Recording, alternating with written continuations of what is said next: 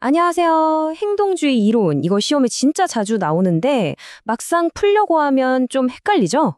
그래서 오늘은요, 실제 기출문제 딱 하나를 잡아서 아주 그냥 속속들이 파헤쳐 볼 겁니다.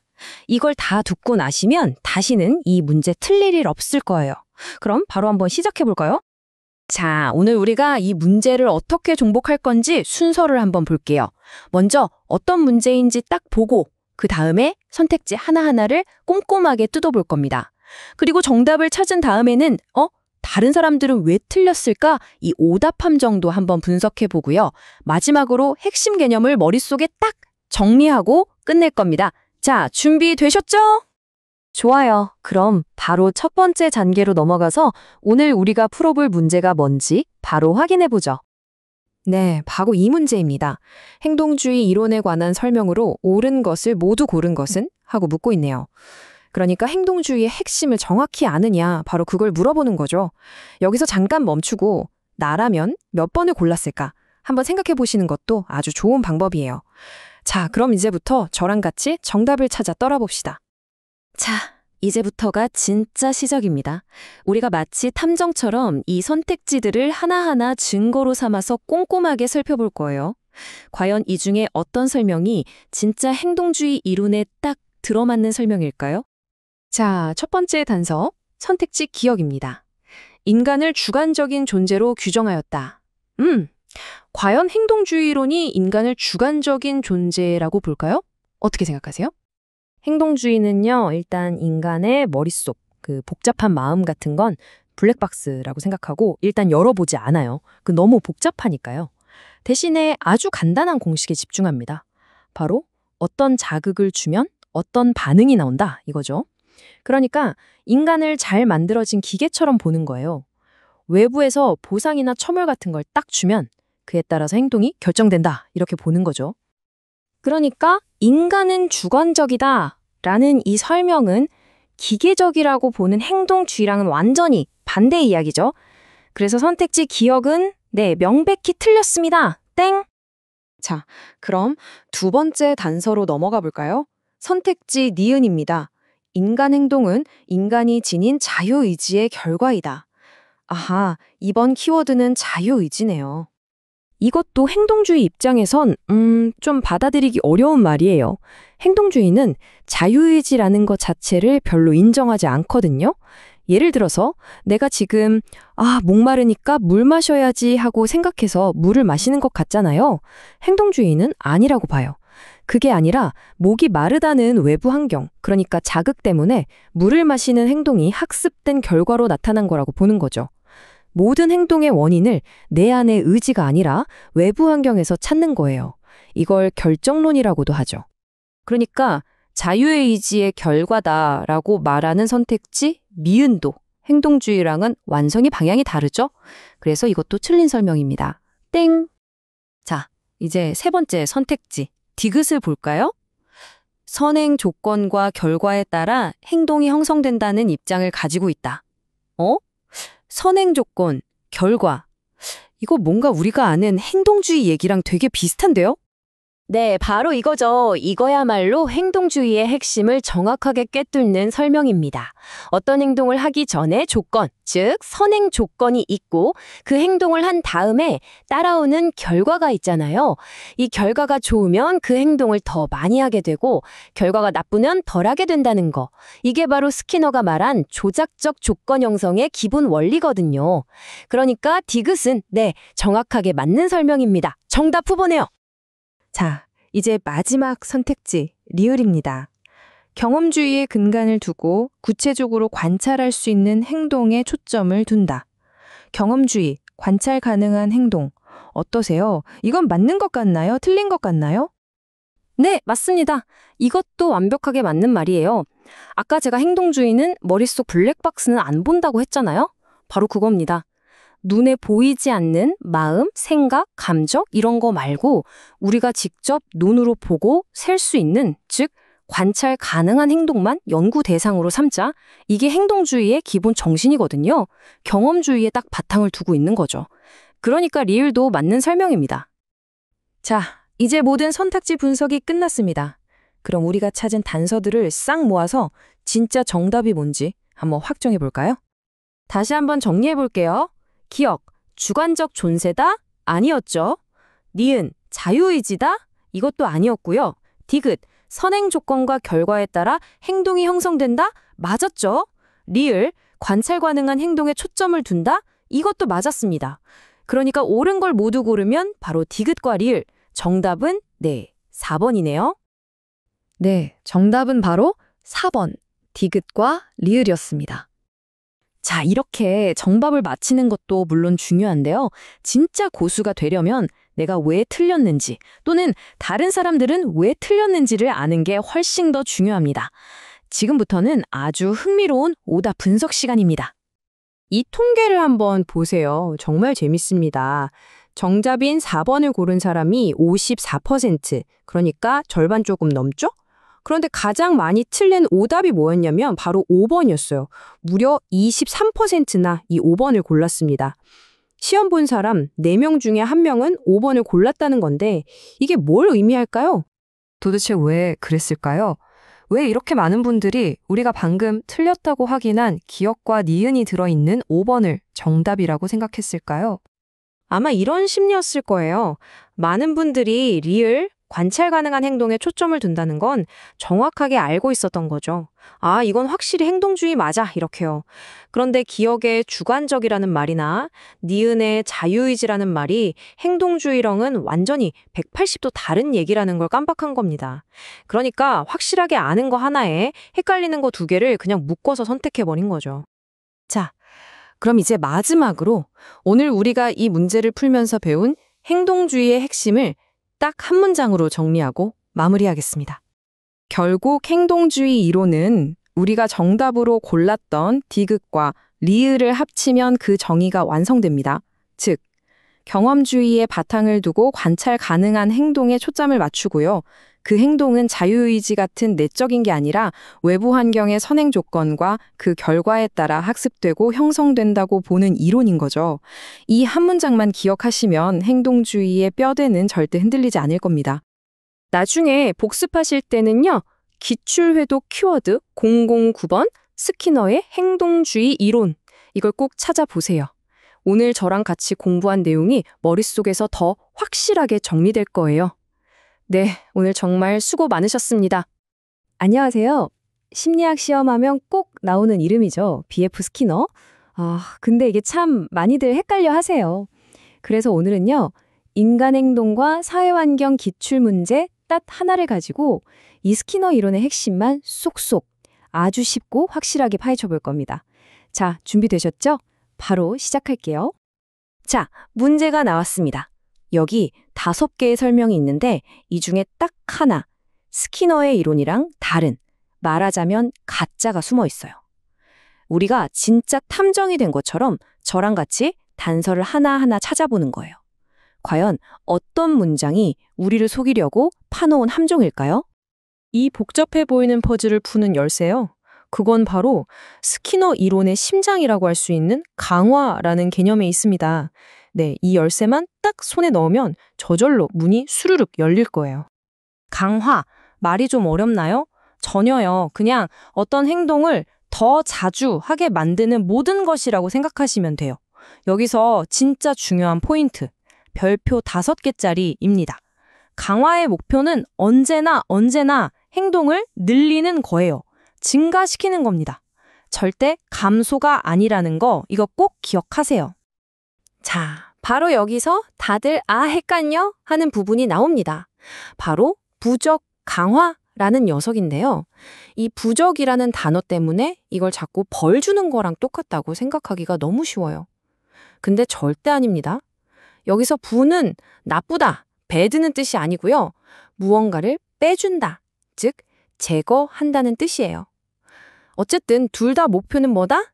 행동을 증가시키는 걸로 똑같다는 거죠.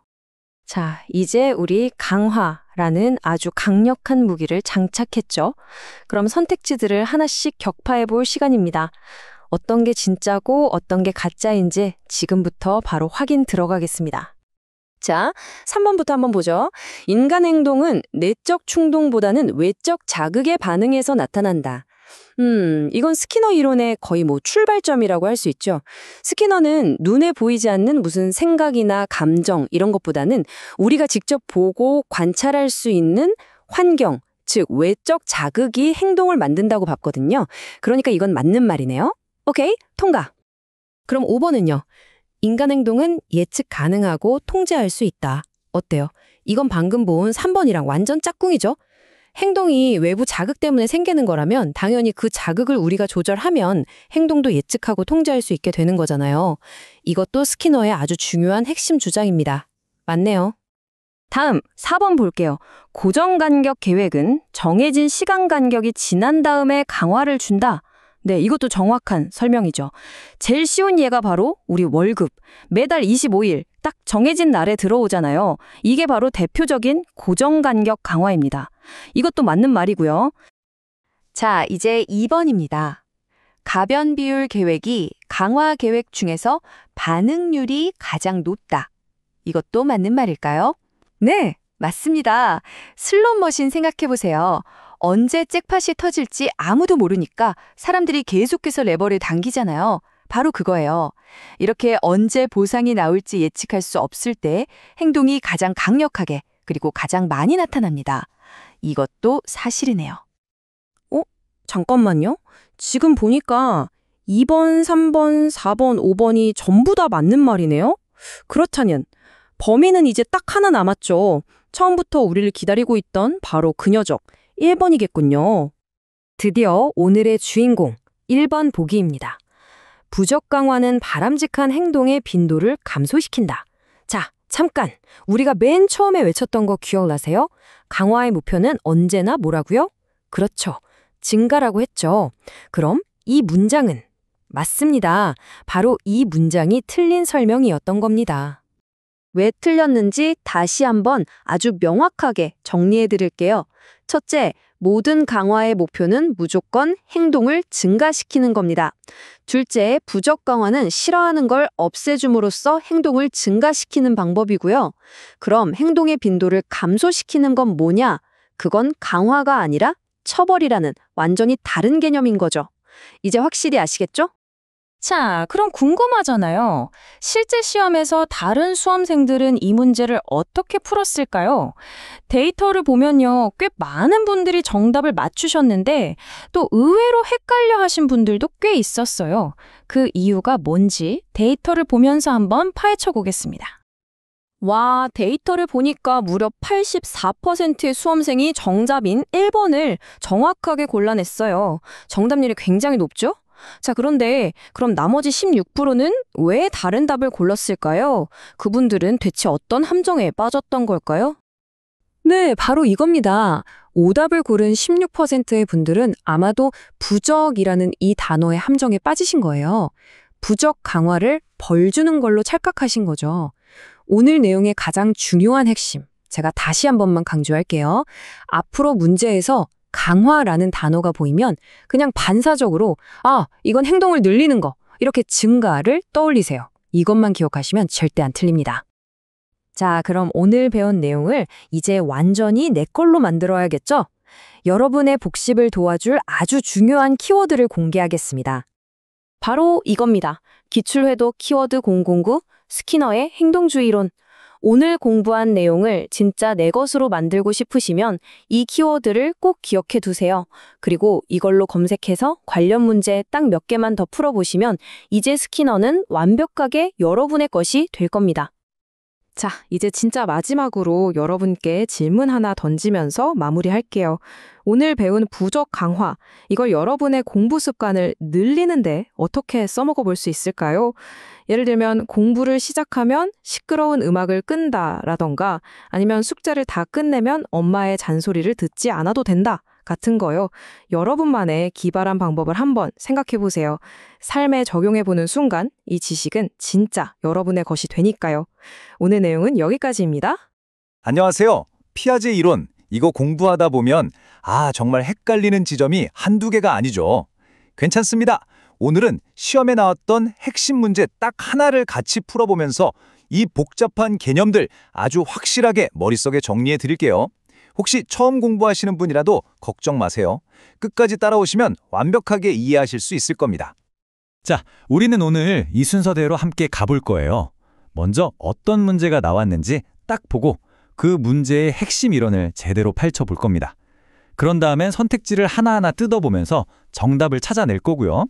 마지막에는 다른 사람들은 왜 틀렸는지 데이터로 확인하고 앞으로 공부할 때 꼭 필요한 핵심 키워드까지 완벽하게 챙겨가겠습니다. 자, 준비되셨죠? 네, 그럼 본격적으로 한번 시작해 볼까요? 오늘 우리의 지식을 한 단계 업그레이드 시켜줄 23회 기출문제, 바로 이겁니다. 피아제의 구체적 조작기에 대한 설명인데요. 여기서 진짜 중요한 포인트는 옳지 않은 것을 고르라는 거예요. 아시죠? 이런 문제가 정말 실수를 많이 유발하거든요. 자, 그럼 이 문제를 풀기 위한 첫 번째 단서, 구체적 조작기가 대체 어떤 시기이지부터 명확하게 알아봐야겠죠? 정답부터 막 찾으려고 하기 전에 잠깐만요. 이 문제의 심장이라고 할 수 있는 구체적 조작기라는 개념부터 확실하게 짚고 넘어갈게요. 이것만 제대로 알면 문제는 정말 훨씬 쉬워지거든요. 이 시기는요, 아이들 머릿속에서 정말 엄청난 업그레이드가 일어나는 때라고 생각하시면 돼요. 뭐랄까, 흑백 TV를 보다가 갑자기 컬러 TV를 딱 보게 된 것 같은 그런 변화죠. 근데 중요한 조건이 하나 있어요. 바로 눈에 보이는 구체적인 것에만 이 논리가 적용된다는 점입니다. 와, 이 표 좀 보세요. 왼쪽이랑 오른쪽 꼭 다른 아이를 보는 것 같지 않나요? 왼쪽 전 조작기 아이는 모든 게 자기중심적이고 세상 만물이 살아있다고 믿잖아요. 그런데 오른쪽 구체적 조작기 아이는 논리적으로 생각하고 다른 사람 입장도 헤아리기 시작해요. 바로 이 엄청난 변화, 이 차이점이 오늘 문제의 정답을 딱 가리키는 나침반이 될 겁니다. 좋습니다. 이론은 이 정도로 하고 이제 본격적으로 수사를 시작해보죠. 우리 모두 탐정이 된 것처럼 5개의 선택지를 하나씩 신문해 보겠습니다. 과연 누가 구체적 조작기의 특징이 아닌 척 슬쩍 숨어 있는 걸까요? 자, 첫 번째 용의자 1번 선택지입니다. 물환론적 사고를 한다. 인형이 아프다고 생각하고 돌멩이도 감정이 있을 거라고 믿는 그런 생각 말이죠. 방금 우리가 봤던 그 논리적인 구체적 조작기 아이하고는 뭔가 좀 안 어울리는 느낌이 들지 않으세요? 역시나 맞았네요. 물화론적 사고는 논리가 막 싹트기 전 상상력이 세상을 지배하던 전 조작기의 대표적인 특징이었어요. 구체적 조작기와는 완전히 다른 세상 이야기죠. 1번 선택지 아주 유력한 범인 후보로 올려두겠습니다. 다음 2번 선택지, 논리적 사고가 가늠해진다. 이건 뭐 빼도 박도 못하는 구체적 조작기의 간판 스타죠. 이 시기에 가장 핵심적인 변화잖아요.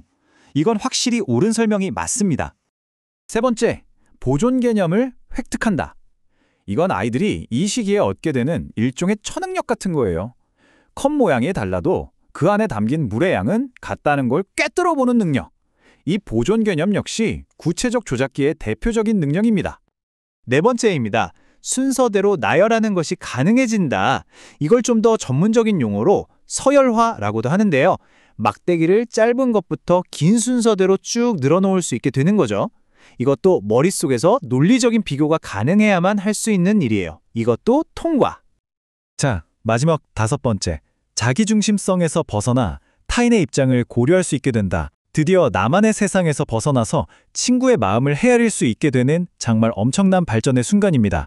사회성의 씨앗이 바로 여기서 싹트는 거죠. 이건 역시 구체적 조작기의 아주 중요한 발달 과정입니다.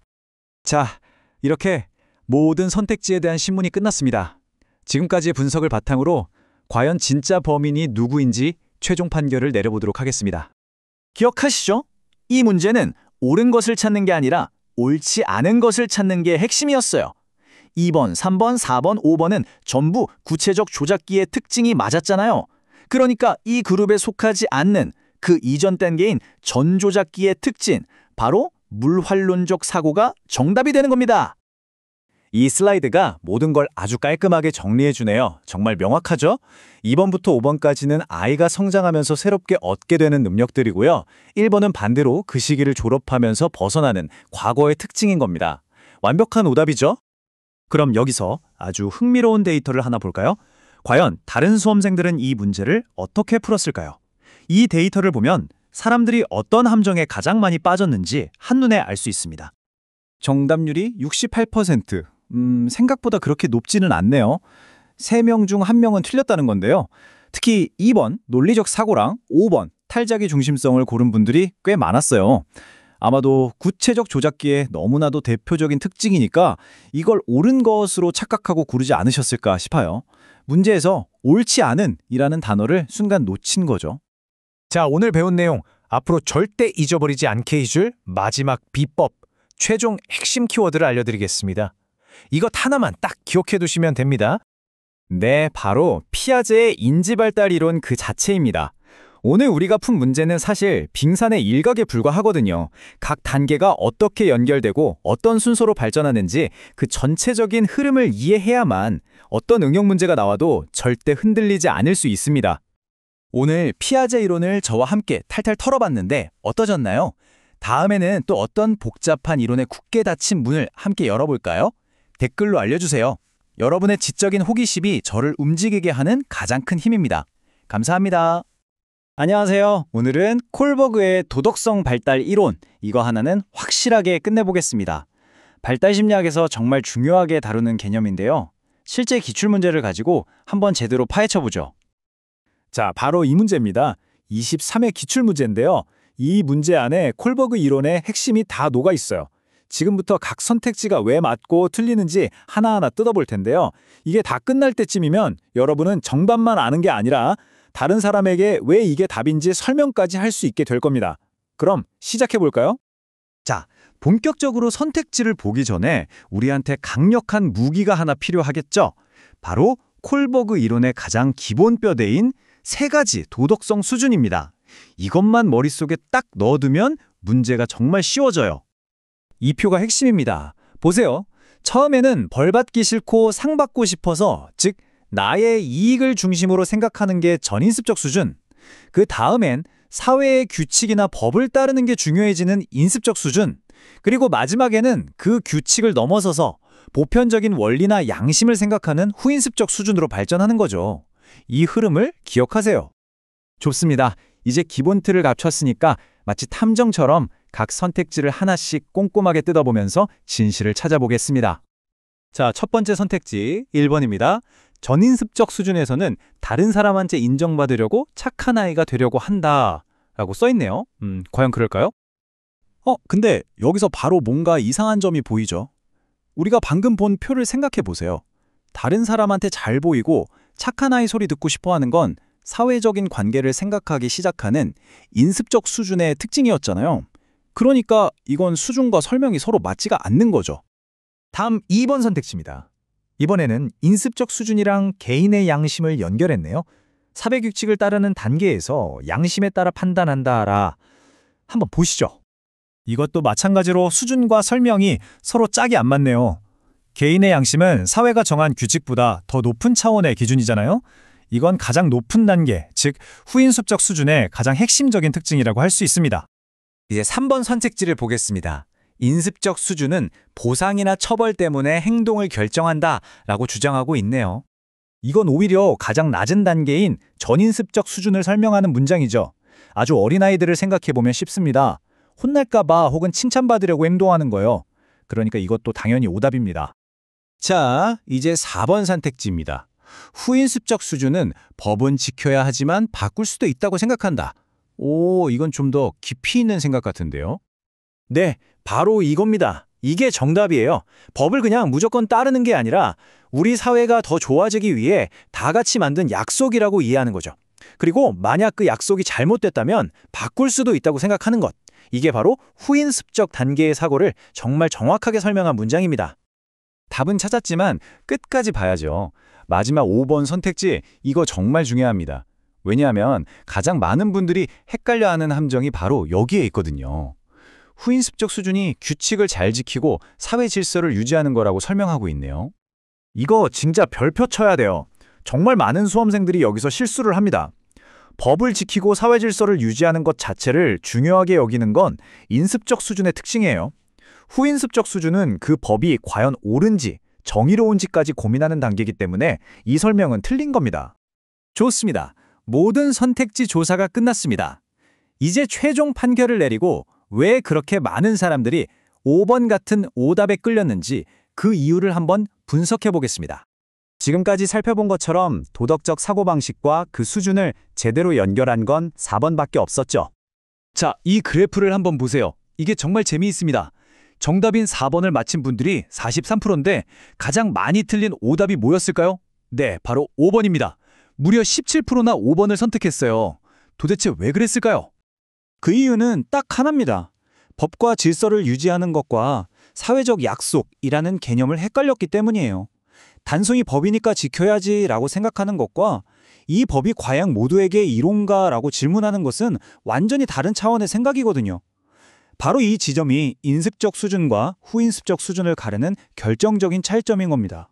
자, 그럼 오늘 이 문제 풀이를 통해 우리가 머릿속에 확실하게 담아가야 할 가장 중요한 개념은 뭘까요?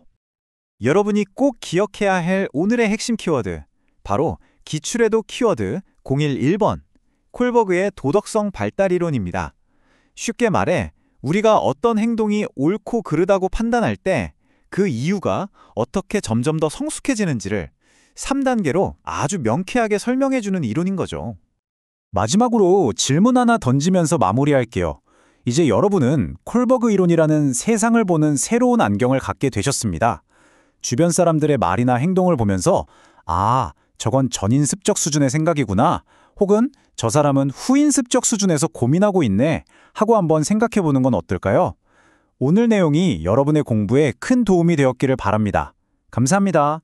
안녕하세요. 자, 오늘 우리가 한번 제대로 파헤쳐볼 기출 문제는요, 바로 이겁니다.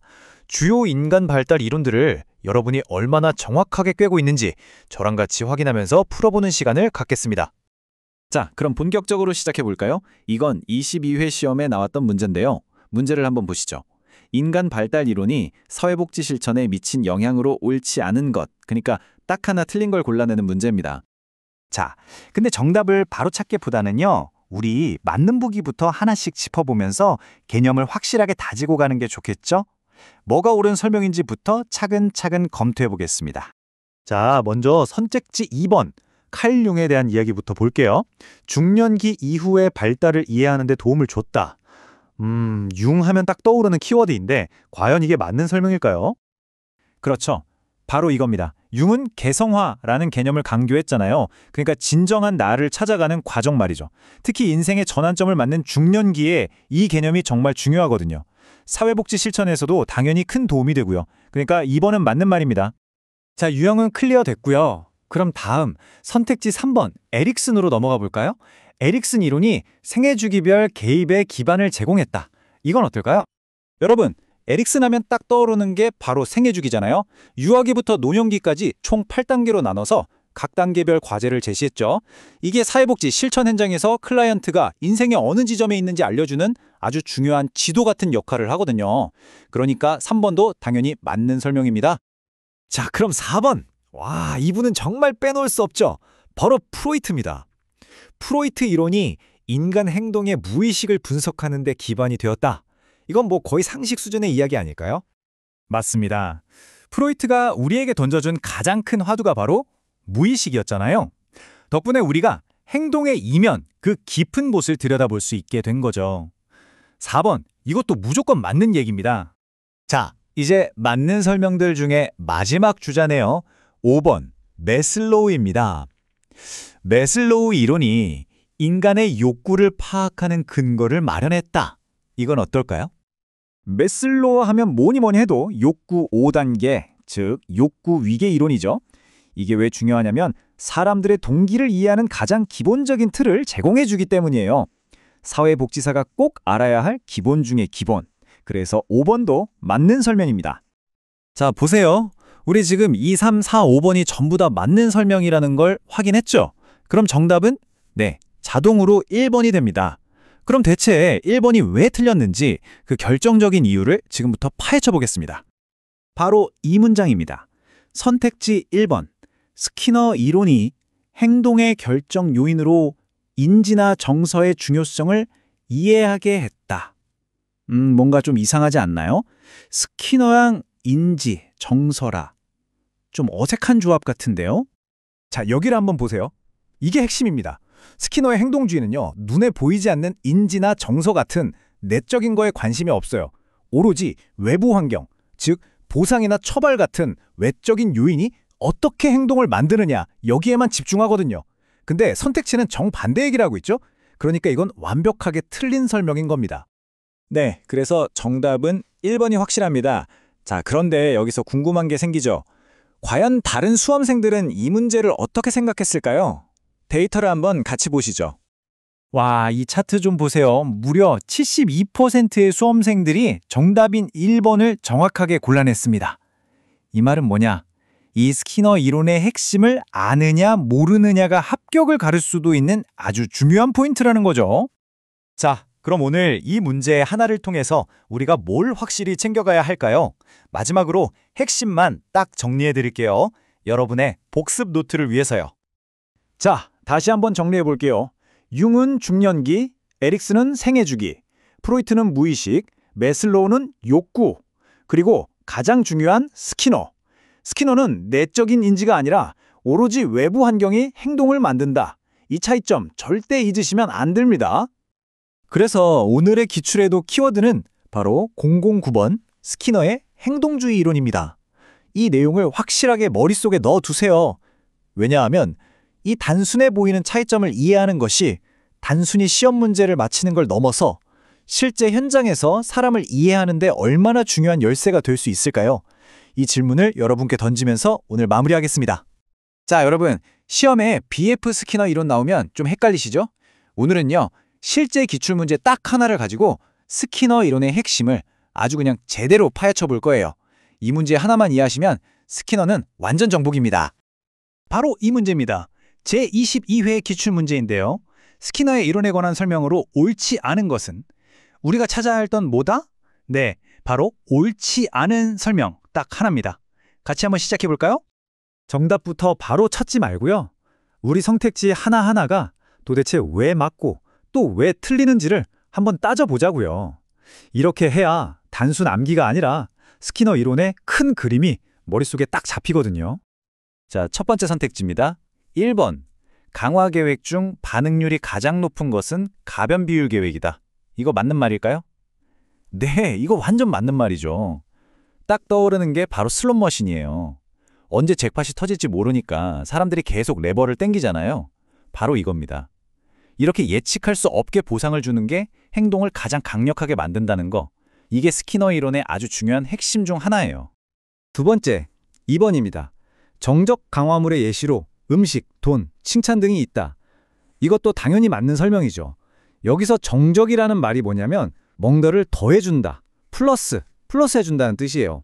칭찬받고 싶어서 뭘 더 열심히 하잖아요. 그런 것처럼 바람직한 행동을 했을 때 맛있는 음식이나 칭찬처럼 좋은 걸 딱 주면 그 행동을 또 하게 될 확률이 높아지는 거죠. 아주 기본이지만 진짜 중요한 개념입니다. 세 번째 선택지 한번 볼까요? 3번. 인간 행동은 예측 가능하며 통제될 수 있다고 본다. 와, 이거야말로 스키너의 생각을 가장 잘 보여주는 문장입니다.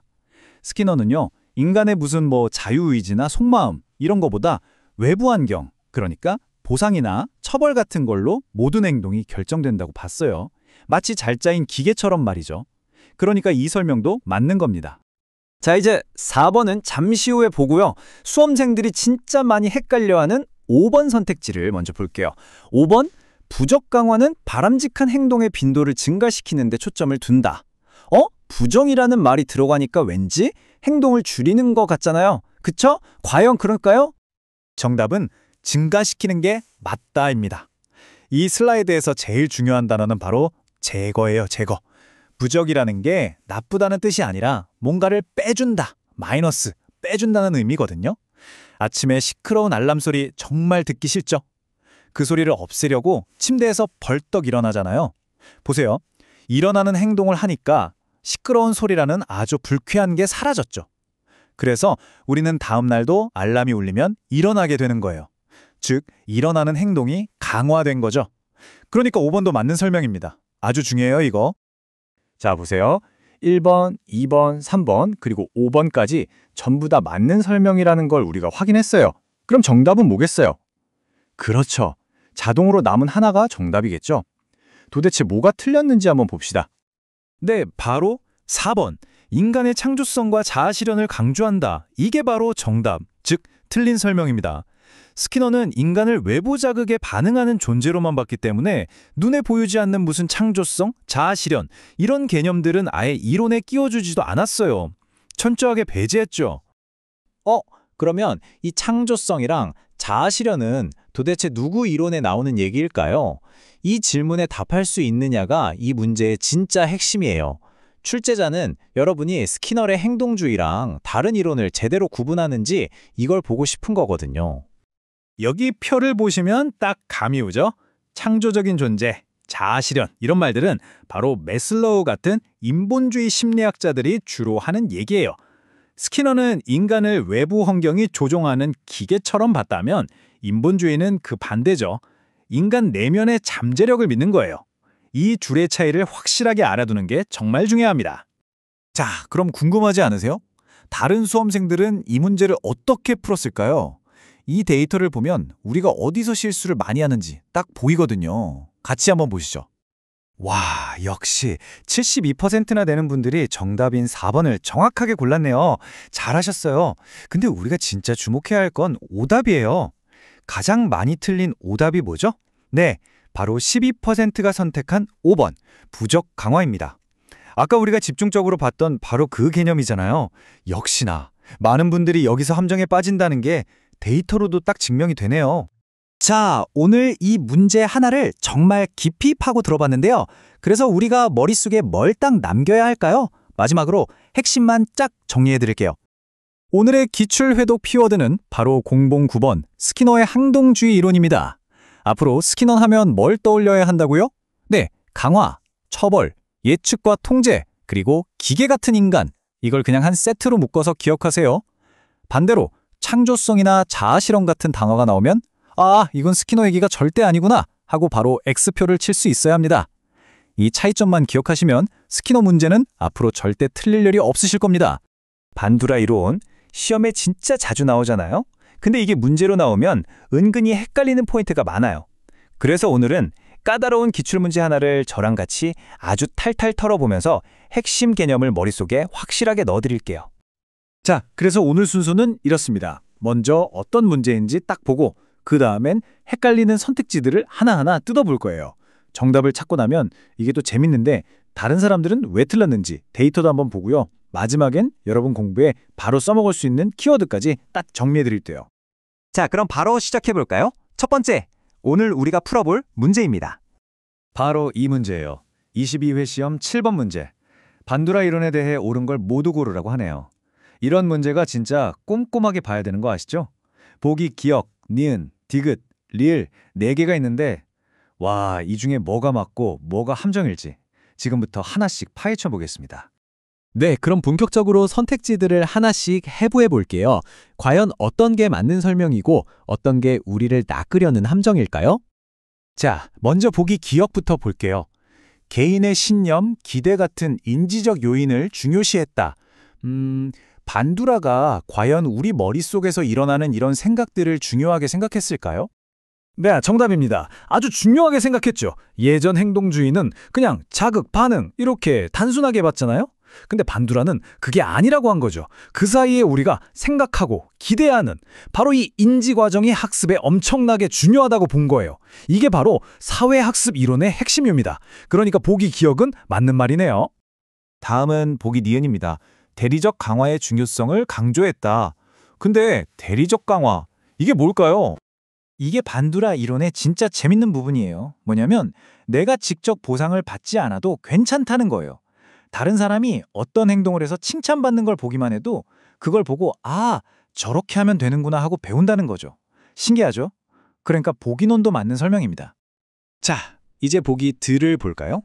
자기 효능감, 그러니까 나도 할 수 있다는 믿음에 대한 건데요. 이걸 높이는 가장 효과적인 방법이 대리적 경험이라고 하네요. 여기서 중요한 건 가장이라는 단어예요. 과연 남이 하는 걸 보는 게 최고의 방법일까요? 자, 반도라가 말한 자기 효능감의 원천 4가지를 한번 보세요. 대리 경험도 분명히 있죠. 두 번째에 있네요. 하지만 제일 강력한 거 1등은 뭐죠? 바로 숙달 경험입니다. 내가 직접 해내서 성공하는 경험이요. 그러니까 보기 디귿은 가장이라는 단어 하나로 교묘하게 틀린 말을 만든 보여. 이건 함정이었네요. 틀렸습니다. 마지막 보기 리을입니다. 자기 강화에 대한 건데 이게 외부로부터 주어지는 강화를 강조한대요? 잠깐만요. 자기 강화인데 외부에서 온다고요? 말이 좀 이상하죠? 네, 당연히 이상하죠. 자기 강화는 말 그대로 내가 나한테 주는 보상이잖아요. 나 오늘 공부 열심히 했으니까 영화 한 편 봐야지? 이런 거요. 이건 내부에서 오는 거죠. 외부 강화는 상사가 보너스를 준다거나 하는 거고요. 이 보기는 이 두 개를 완전히 섞어놨네요. 그러니까 보기 리을도 틀렸습니다. 자, 그럼 정리해볼까요? 모든 조각이 맞춰졌습니다. 정답을 찾아보죠. 자, 한번 정리해봅시다. 보기 기형이랑 리을은 맞는 말이었어요. 그렇죠. 하지만 보기 디귿과 리을은 우리가 빠지기 쉬운 함정이었습니다. 가장이라는 단어로 헷갈리게 하고 자기와 외부를 뒤섞어놨죠. 그렇다면 옳은 것만 고른 건 뭐죠? 바로 기역과 니은. 정답은 3번입니다. 근데 여러분, 이게 끝이 아닙니다. 진짜 흥미로운 건 지금부터예요. 다른 사람들은 이 문제를 어떻게 풀었을까요? 데이터 한번 보시죠. 와, 이거 보세요. 정답 맞힌 사람이 22%밖에 안 돼요. 5명 중 1명만 맞췄다는 거죠? 제일 많이 고른 오답이 뭐예요? 5번. 35%나 되네요. 에이, 다 맞는 머리겠지 하고 전부 고른 거예요. 이 데이터를 보면 사람들이 어디서 제일 많이 헷갈렸는지 딱 보이지 않나요? 네, 바로 보기 디귿과 리을이었습니다.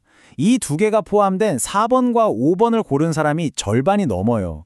그러니까 다들 대리 경험이나 자기 강화라는 말 자체는 들어봤는데 그 정확한 의미, 특히 가장 효과적인 방법이 뭔지, 그리고 강화의 원천이 내부인지 외부인지 이런 디테일에서 다들 걸려 넘어진 거죠. 자, 그럼 우리는 이 함정에 빠지지 않으려면 어떻게 해야 할까요? 오늘 이 문제를 통해 얻은 핵심만 딱 정리해 드릴게요. 이것만 기억하면 앞으로 반두라 문제는 자신 있을 거예요. 핵심 정리 들어갑니다. 첫째, 반두라는 인지, 즉 생각을 중요하게 봤다. 둘째, 우리는 남을 보고 배운다. 이게 바로 대리적 강화다. 셋째, 하지만 자기 효능감을 높이는데 최고는 뭐다? 내가 직접 해보는 숙달 경험이다. 넷째, 자기 강화는 내가 나에게 주는 보상이다. 즉 내부에서 온다. 이 네 가지 포인트만 확실히 잡아두세요. 오늘 우리가 봤던 함정들 다 피할 수 있습니다. 자, 오늘 복습하실 때 쓸 기출회도 키워드는 010번 반두라의 사회학습 이론입니다. 오늘 우리가 함께 파헤쳐본 함정들, 이 키워드로 꼭 다시 한번 확인해보세요. 생각해보면 반두라 이론처럼 이렇게 가장 같은 단어 하나 혹은 개념의 미묘한 차이 하나로 정답이 확 바뀌는 이론들이 또 뭐가 있을까요? 한번 떠올려 보시는 것도 좋은 공부가 될 것 같습니다. 안녕하세요. 피아제의 인지발달 이론. 이름만 들어도 뭔가 복잡하고 어렵게 느껴지시죠? 걱정 마세요. 오늘 이 기출문제 딱 하나를 저랑 같이 풀어보면서요. 마치 퍼즐 맞추듯이 피아제 이론의 핵심 뼈대를 아주 명쾌하게 정리해드릴게요. 준비되셨죠? 자, 바로 이 문제입니다. 여기 5개의 설명 중에 피아제 이론을 잘못 설명한 숨은 오류가 딱 하나 있거든요.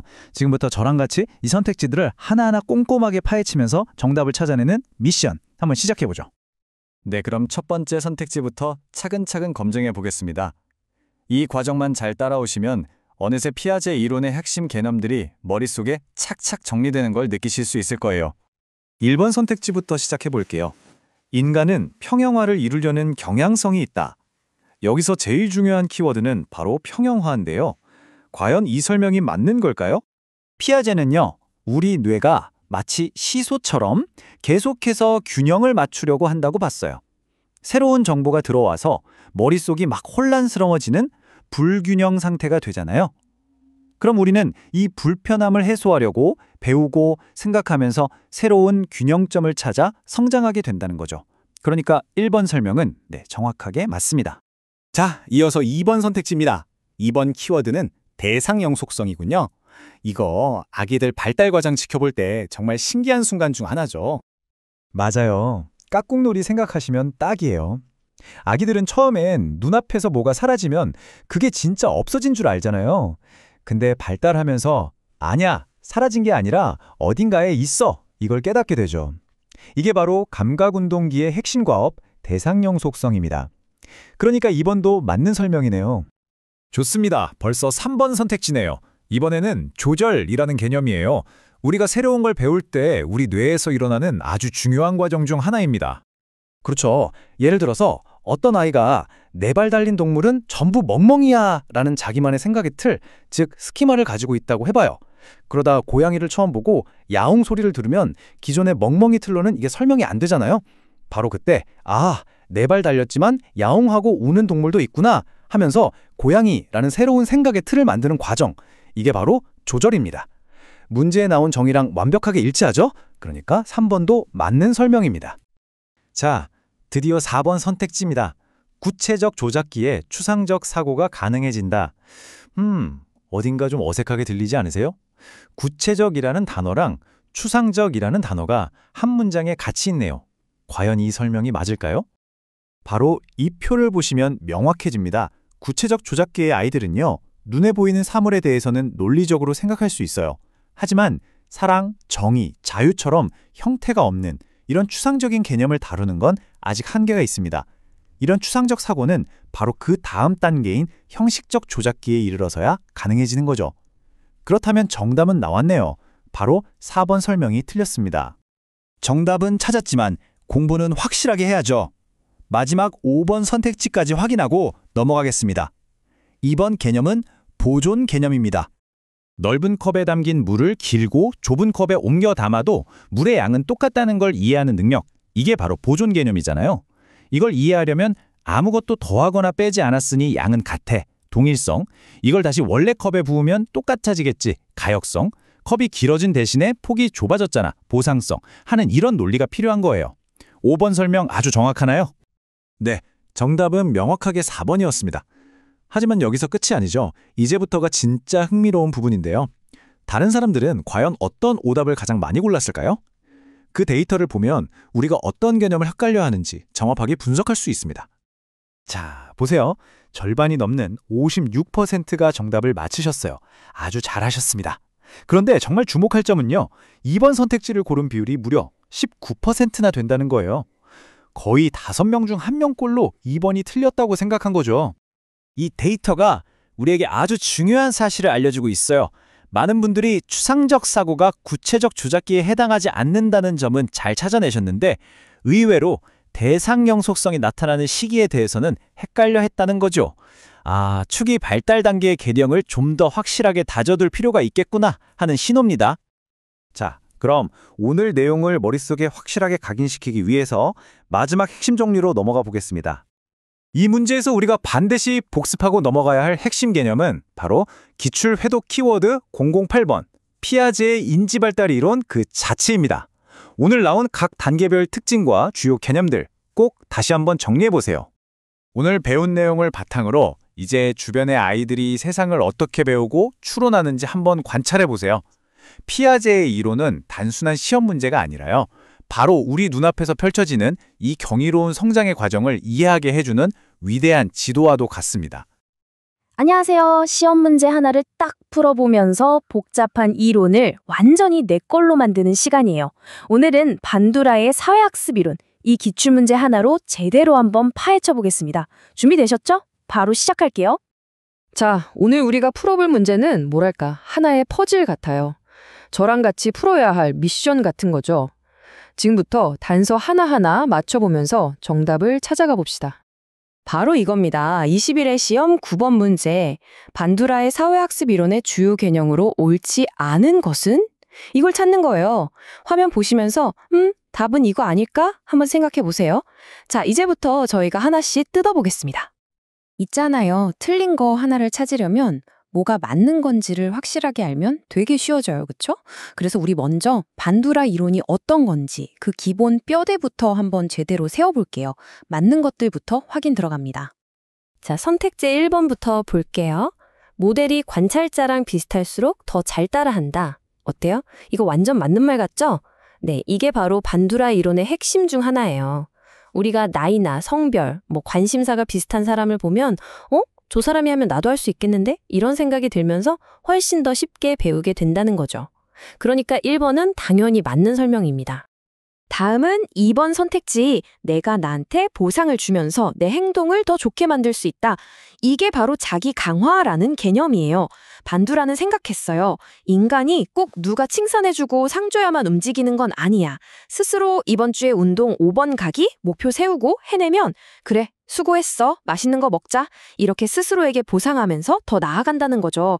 그러니까 이것도 반두라 이론의 아주 중요한 부분, 맞는 설명입니다. 자, 이번엔 선택지 3번입니다. 학습은 사람, 환경, 그리고 행동. 이 세 가지가 서로 영향을 주고받으면서 이루어진다. 이건데요.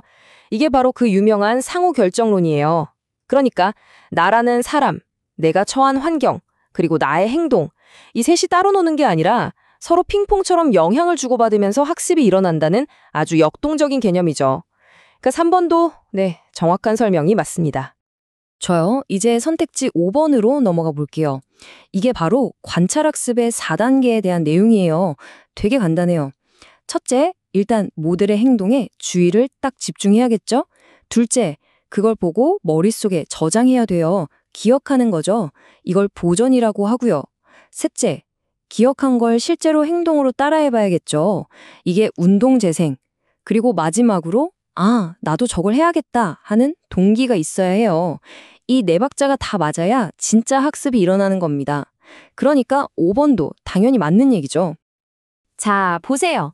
1번, 2번, 3번, 5번. 전부 다 반두라 이론의 핵심 멤버인 걸 확인했어요. 그럼 이제 어때요?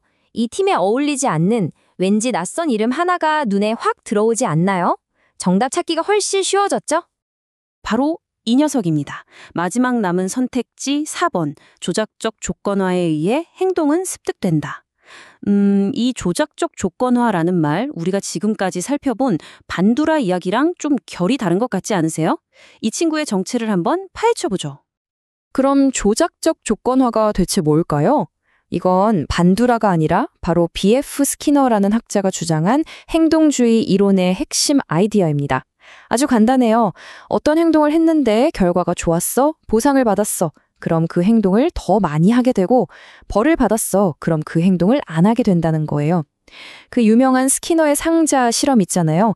쥐가 지렛대를 눌렀더니 먹이가 짠 하고 나오는 거 바로 그겁니다.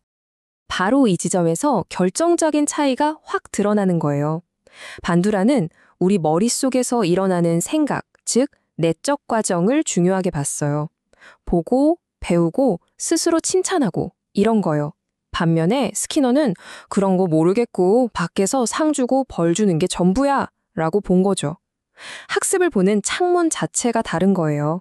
그러니까 선택지 4번은 스키너 이론이니까 이 문제의 정답이 되는 겁니다. 명확하죠? 자, 이렇게 정답은 찾았어요. 하지만 여기서 끝이 아닙니다. 진짜 공부는 지금부터죠. 다른 수험생들은 이 문제에서 어떤 선택을 했을까요? 데이터를 보면서 우리가 뭘 더 배울 수 있는지 한번 살펴보겠습니다. 남의 실수가 나의 최고의 교과서가 될 수 있거든요. 이 데이터 정말 흥미롭지 않나요? 정답인 4번을 고른 사람이 68%. 꽤 높은 편이에요. 하지만 이걸 뒤집어서 생각해보면요. 무려 32%? 그러니까 수험생 3명 중 1명은 다른 답을 골랐다는 거예요. 와, 결코 만만하게 볼 문제는 아니었다는 거죠. 그럼 왜 이렇게 헷갈렸을까요? 오답 중에 가장 많이 고른 게 2번하고 1번이네요. 아마 2번에 나오는 자기 강화라는 단어를 보고 강화? 이거 스키너 건데? 이렇게 헷갈리셨을 수 있어요. 또 1번의 모방이나 모델링이 반두라 이론의 완전 기본이라는 걸 깜빡하셨을 수도 있고요. 바로 이런 부분들이 시험에서 우리를 넘어지게 만드는 함정인 거죠. 자, 그럼 오늘 우리가 이 문제를 풀면서 배운 모든 걸 딱 하나의 키워드로 정리해 드릴게요. 이것만은 머릿속에 확실하게 저장해 두세요. 오늘의 기출해도 키워드는 바로 10번, 반두라의 사회학습 이론입니다. 앞으로 이 키워드를 딱 보면 3가지가 바로 튀어나와야 해요. 첫째, 보고 배운다, 관찰학습. 둘째, 내가 나를 칭찬한다, 자기 강화. 셋째, 사람, 환경, 행동이 서로 영향을 준다, 상호 결정론. 그리고 제일 중요한 거, 스키너의 조작적 조건화랑은 완전히 다른 거라는 점 확실하게 구분하는 거. 이게 바로 핵심입니다. 자, 이제 이 이론은 그냥 책 속에 있는 글자가 아니라 여러분의 것이 됐습니다. 마지막으로 스스로에게 한번 질문을 던져보세요. 나는 지금 누구의 행동에 주의를 기울이고 뭘 기억해서 어떻게 따라하고 있을까? 나에게 그런 동기를 주는 모델은 누구지? 이 질문에 대한 답을 찾는 순간 반두라의 사회학습 이론은 절대 잊을 수 없는 여러분의 이야기가 될 겁니다. 안녕하세요, 여러분. 시험에 진짜 자주 나오는 피아제 인지발달 이론 있잖아요. 오늘 이거 기출문제 딱 하나로 완벽하게 끝내버릴 거예요. 오늘 이 시간만 딱 집중하시면 그동안 헷갈렸던 개념들 머릿속에 착 하고 정리될 겁니다. 자, 그럼 바로 시작해볼까요? 자, 오늘 우리가 갈 길은 이렇습니다. 먼저 오늘 우리가 풀어볼 문제가 뭔지 딱 보고요. 그 다음에 문제풀이에 꼭 필요한 핵심 개념들, 이걸 먼저 우리 머릿속에 장착할 거예요. 그리고 나서 선택지 하나하나 뜯어보면서 정답을 찾고 또 어떤 함정들이 있었는지 샅샅이 파헤쳐볼 겁니다. 마지막으로 핵심만 딱 정리해서 오늘 배운 거 절대 안 잊어버리게 해드릴게요. 네, 오늘 우리가 함께 도전할 문제는 바로 21회 기출문제 10번입니다. 이게요, 진짜 잘 만든 문제예요. 피아제 이론의 핵심을 정확하게 딱 짚어내거든요. 그래서 우리는 그냥 답만 맞히고 끝! 이게 아니라 이 문제 하나를 통해서 피아제 이론 전체를 한번 쫙 훑어보는 시간을 가질 겁니다. 문제 한번 보시죠. 피아제의 인지발달 이론에 관한 설명으로 옳은 것은? 자, 이 질문에 제대로 답하려면 피아제 이론의 핵심이 뭔지부터 알아야겠죠? 지금부터 그 속으로 한번 들어가 보겠습니다. 자, 본격적으로 선택지를 분석하기 전에 우리한테 무기가 좀 필요하겠죠? 일종의 연장통을 채우는 시간이라고 생각하시면 돼요. 피아제 이론의 가장 기본이 되는 개념들, 그리고 발달 단계, 이것만 빠르게 짚고 넘어갈게요. 이것만 딱 알면 이따가 선택지 볼 때 이건 맞네, 저건 틀렸네 하고 바로바로 판단이 설 겁니다. 피아제 이론에서 진짜 제일 중요한, 엔진 같은 역할을 하는 개념 두 가지가 있어요. 바로 동화랑 조절입니다. 동화는 뭐냐면요, 새로운 걸 봤을 때 내가 원래 알던 거에 그냥 끼워 맞추는 거예요. 이것도 내가 알던 그거랑 비슷하네 하고요. 근데 조절은 좀 달라요. 새로운 정보가 내가 알던 거랑 너무 달라서 아예 내 생각의 틀 자체를 바꿔버리는 거죠. 내가 잘못 알고 있었구나. 생각을 고쳐야겠다. 이렇게요. 바로 이 동화와 조절이 계속 상호작용하면서 우리 생각이 발전하는 겁니다. 피아제는 우리의 인지 발달이 이 네 가지 단계를 순서대로 차례차례 밟아간다고 봤어요. 첫 번째, 아기 때 감각이랑 움직임으로 세상을 배우는 감각운동기. 그리고 두 번째, 말도 하고 상징도 쓰지만 아직 논리적이지는 않은 전조작기. 세 번째는 눈에 보이는 구체적인 것들에 대해서는 이제 논리적으로 생각할 수 있게 되는 구체적 조작기. 그리고 마지막으로 눈에 보이지 않는 추상적인 개념까지 생각할 수 있게 되는 형식적 조작기. 이 순서, 감, 전, 구, 형. 이거는 시험에 너무 중요하니까 반드시 기억해 두셔야 해요. 자, 이제 연장도 다 챙겼겠다. 본격적으로 선택지 하나하나를 해부해 볼 시간입니다. 우리가 방금 머릿속에 넣은 그 개념들을 가지고 이 선택지들이 맞는지 틀리는지 한번 날카롭게 판단해 보자고요. 자, 첫 번째 선택지 1번입니다. 전생애의 인지 발달을 다루고 있다. 어떠세요? 피아제 이론이 정말 태어나서 죽을 때까지 전생애를 다 다루던가요? 우리 방금 전에 봤던 4단계, 마지막 단계가 언제 끝났는지 한번 생각해 보세요. 땡! 땡렸죠. 맞아요. 피아제의 마지막 단계가 성인기까지 가긴 하지만 그 이후에 노년기의 인지 발달, 이런 것까지 다루지는 않아요. 그러니까 전생애라는 말이 여기서 함정이었던 거죠. 그래서 1번은 틀렸습니다. 좋습니다. 다음 2번 선택지 볼게요. 문화적, 사회경제적, 인종적 차이를 고려하였다. 피아제 이론을 생각해보면 이런 다양한 환경적인 차이점들을 다 고려했던가요? 어떠세요? 아니죠.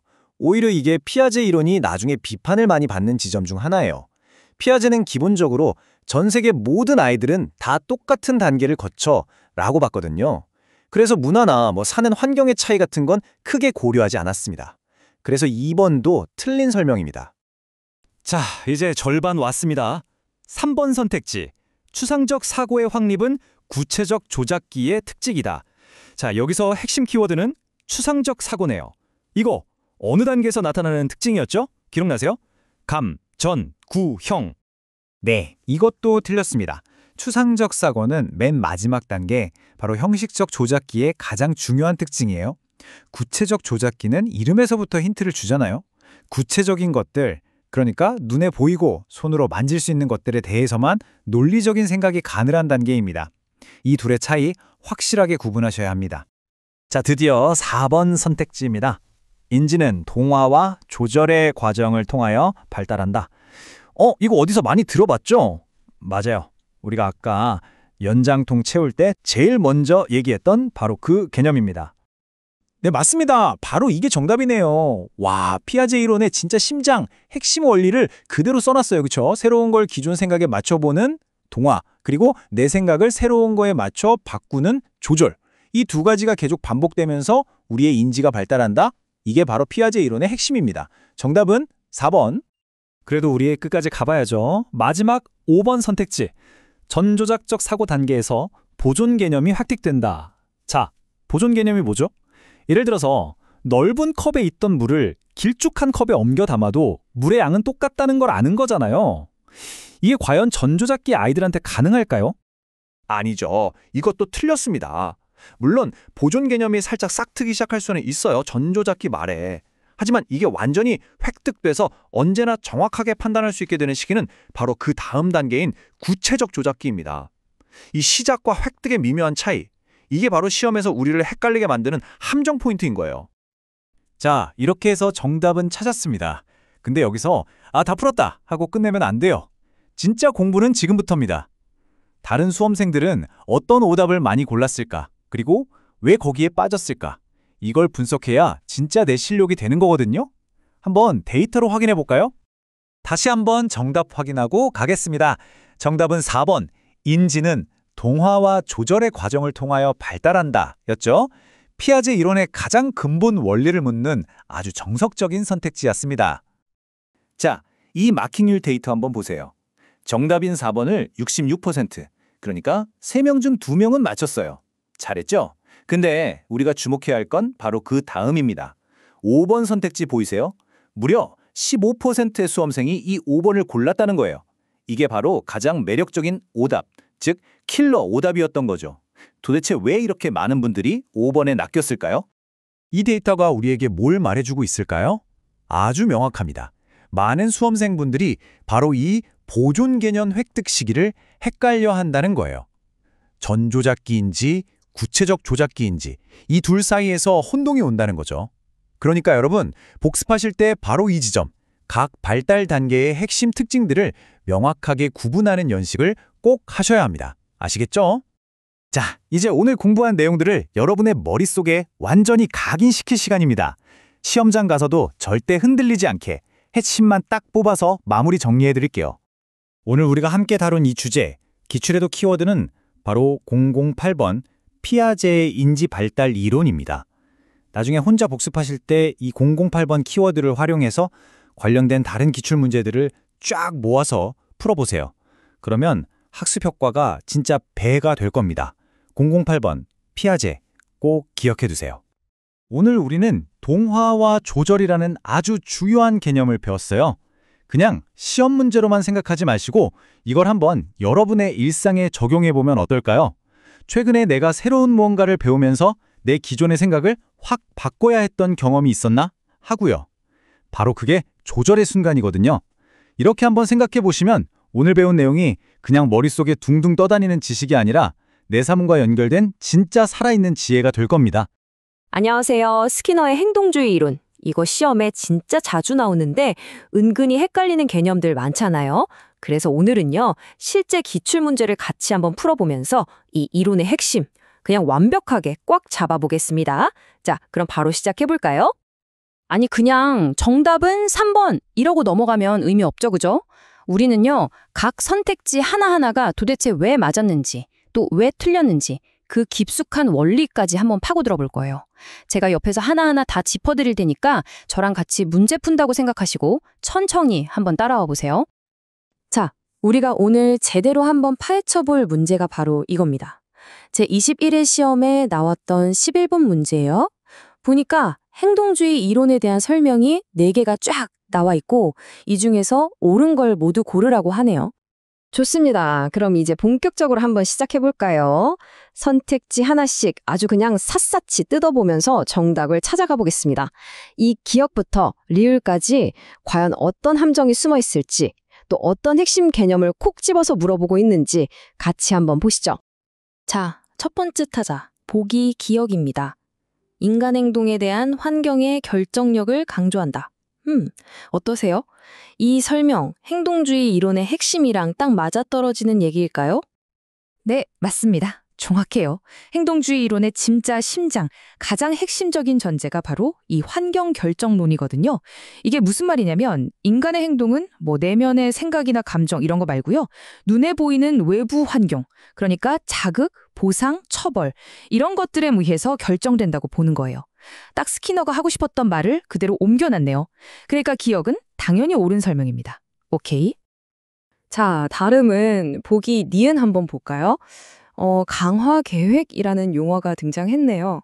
이 강화 계획이라는 게 행동의 반응 가능성을 높이고 또 그걸 쭉 유지시키는 방법이다라는 설명인데, 이건 어떨까요? 맞는 말일까요? 이것도 정확합니다. 강화 계획이 뭐냐면요. 쉽게 말해서 보상을 주는 스케줄 같은 거예요.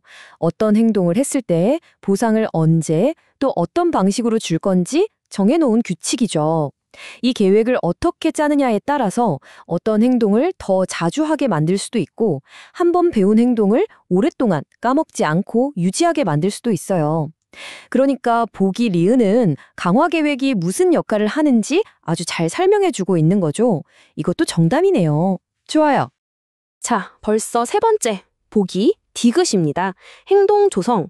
우리가 보통 쉐이핑이라고도 많이 부르죠. 이 행동 조성이라는 게 복잡한 행동을 조금씩 점진적으로 배워나가는 과정을 설명하는 개념이다 라고 되어 있네요.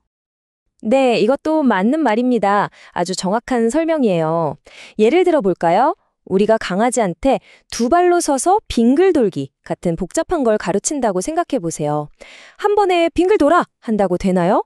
절대 안 되죠. 먼저 2발로 서려고 낑낑대면 칭찬해주고 어쩌다가 살짝 도려고 하면 또 칭찬해주고 이렇게 목표에 가까운 행동을 할 때마다 단계별로 보상을 주면서 최종 목표까지 이끌어가는 거 이게 바로 행동 조성이에요. 그러니까 디귿도 당연히 옳은 설명입니다. 자, 드디어 마지막 보기 리을입니다. 아마 여기서 많은 분들이 하고 헷갈리셨을 거예요. 잘 보세요. 고정간격 강화 계획에 대해 설명하는데 내용이 정해진 수의 반응이 일어난 후에 강화를 준대요. 잠깐만요. 간격인데 수? 뭔가 좀 이상하지 않으세요? 이 간격과 수가 제대로 짝을 이룬 게 맞을까요? 자, 여기 표를 보시면 바로 이해가 되실 겁니다. 핵심은 이거예요. 간격은 시간이랑 짝꿍이에요. 인터벌, 시간 간격. 예를 들어서 매주 금요일 딱 정해진 시간이 지나면 월급이 들어오죠. 이게 바로 고정간격 계획이에요. 반면에 비율은 횟수랑 짝꿍입니다. 레이시오, 비율. 물건 10개를 만들어야 보너스를 받는 것처럼 정해진 횟수를 채워야 보상을 받는 거죠. 그렇다면 다시 보기 리을을 볼까요? 정해진 수의 반응 후에 강화를 준다. 이건 뭐에 대한 설명이었죠? 그렇죠. 고정 비율 계획에 대한 설명이에요. 그런데 문제에서는 이걸 고정간격 계획이라고 했으니까 이건 명백한 함정이죠. 두 개념을 슬쩍 바꿔치기 한 거예요. 그러니까 리을엔 틀린 설명입니다. X. 자, 그럼 이제 퍼즐 조각이 다 맞춰졌네요. 우리가 지금까지 분석한 내용을 싹 모아서 최종 정답이 뭔지 한번 확인해 보겠습니다. 자, 한번 정리해 봅시다. 보기 기억, 환경결정론 맞았죠? 동그라미. 보기 니은, 강화계획의 목적. 이것도 맞았고요. 보기 디귿, 행동조성의 개념. 이것도 역시 맞았습니다. 하지만 보기 리을, 은 간격이랑 비율을 섞어놔서 틀렸죠. X. 그럼 정답은 뭐겠어요? 기, 니, 딧. 이 세 개가 모두 포함된 걸 찾으면 되는 거죠? 그럼 정답은 바로 5번입니다. 기억, 니은, 디귿을 모두 가지고 있잖아요. 어때요? 이렇게 하나씩 쪼개서 보니까 정답이 그냥 눈에 확 들어오죠? 자, 그런데 여기서 끝내면 좀 아쉽죠?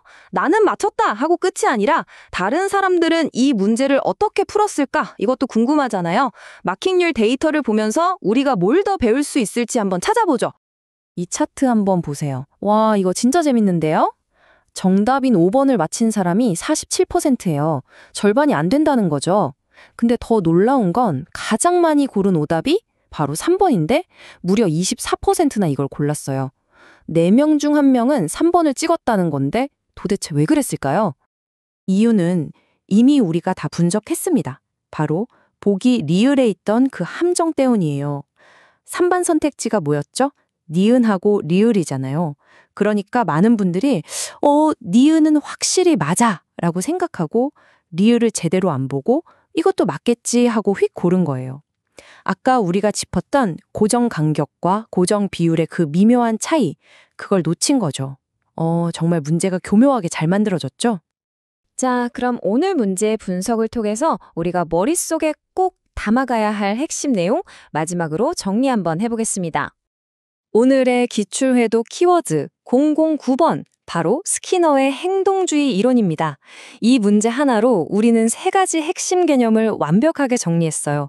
첫째, 환경 결정론. 둘째, 강화 계획. 셋째, 행동 조성. 특히 강화 계획에서 간격은 시간, 비율은 횟수. 이거 절대 잊어버리시면 안 됩니다. 이 개념들이 앞으로 여러분이 다른 문제를 풀 때도 정말 중요한 열쇠가 되어줄 거예요. 안녕하세요. 자, 오늘은 고전적 조건 형성에 관한 기출문제 하나를 같이 풀어볼 건데요. 이게 은근히 헷갈리는 함정이 많거든요. 어떤 게 핵심이고 뭘 조심해야 하는지 제가 아주 시원하게 알려드릴게요. 네, 바로 이 문제예요. 고전적 조건 형성의 학습 원리를 묻고 있는데 언뜻 보면 다 그럴싸해 보이죠? 근데 여기 아주 교묘한 함정들이 숨어 있습니다. 우리 같이 하나씩 뜯어보자고요. 자, 바로 선택지부터 달려들기 전에 잠깐! 가장 기본이 되는 고전적 조건 형성, 이게 대체 뭔지부터 확실하게 짚고 가죠. 이 개념만 머릿속에 딱 있어도 오답을 절반은 걸러낼 수 있거든요. 좋습니다. 그럼 본격적으로 분석을 시작해 볼까요? 근데 우리는 정답부터 찾지 않을 거예요. 그 대신에 출제자가 우리를 헷갈리게 하려고 일부러 파놓은 매력적인 오답 2개부터 시원하게 걷어내고 시작하겠습니다. 자, 첫 번째 함정입니다. 바로 기억, 시간의 원리. 내용을 보니까 무조건 자극보다 조건 자극이 늦게 제시되어야 한다고 되어 있네요. 과연 그럴까요? 자, 여기 비교한 걸 한번 보세요. 문제에서는 조건 자극이 무조건 자극 뒤에 와야 한다고 했죠? 근데 실제 원리는 완전히 정반대입니다. 효과적인 조건 형성이 되려면요, 조건 자극이 무조건 자극보다 먼저 나오거나 아니면 적어도 동시에는 나와야 해요. 이 순서가 핵심이에요. 그러니까 기억은 틀린 설명인 거죠. 자, 다음 함정으로 넘어가 볼까요? 네, 강도의 원리입니다. 무조건 자극에 대한 반응이 조건 자극에 대한 반응보다 약해야 한다고 하는데요. 이것도 뭔가 좀 이상하지 않나요? 이것도 진짜 많이들 헷갈려 하시는 부분이에요. 근데 한번 상식적으로 생각해 보세요. 원래부터 엄청 강한 반응을 일으키는 자극이 있어야 그 힘을 빌려서 새로운 자극의 반응을 연결시킬 수 있는 거 아니겠어요? 당연히 무조건 자극에 대한 반응이 훨씬 더 강해야 합니다. 그러니까 선지 니은도 틀렸네요. 확실하죠? 좋습니다. 이제 까다로운 함정 2개를 피했으니까 진짜 정답이 뭔지 마음 편하게 확인해 볼까요? 세 번째 선지 디귿은 일관성에 대한 이야기네요. 두 자극을 계속해서 짝지어서 제시해야 한다는 건데 이거는 비유하자면 뇌라한테 야, 이 둘은 한 세트야, 잊지 마! 하고 계속해서 알려주는 거랑 똑같아요. 당연히 중요하겠죠? 네, 맞습니다. 이건 옳은 설명이에요.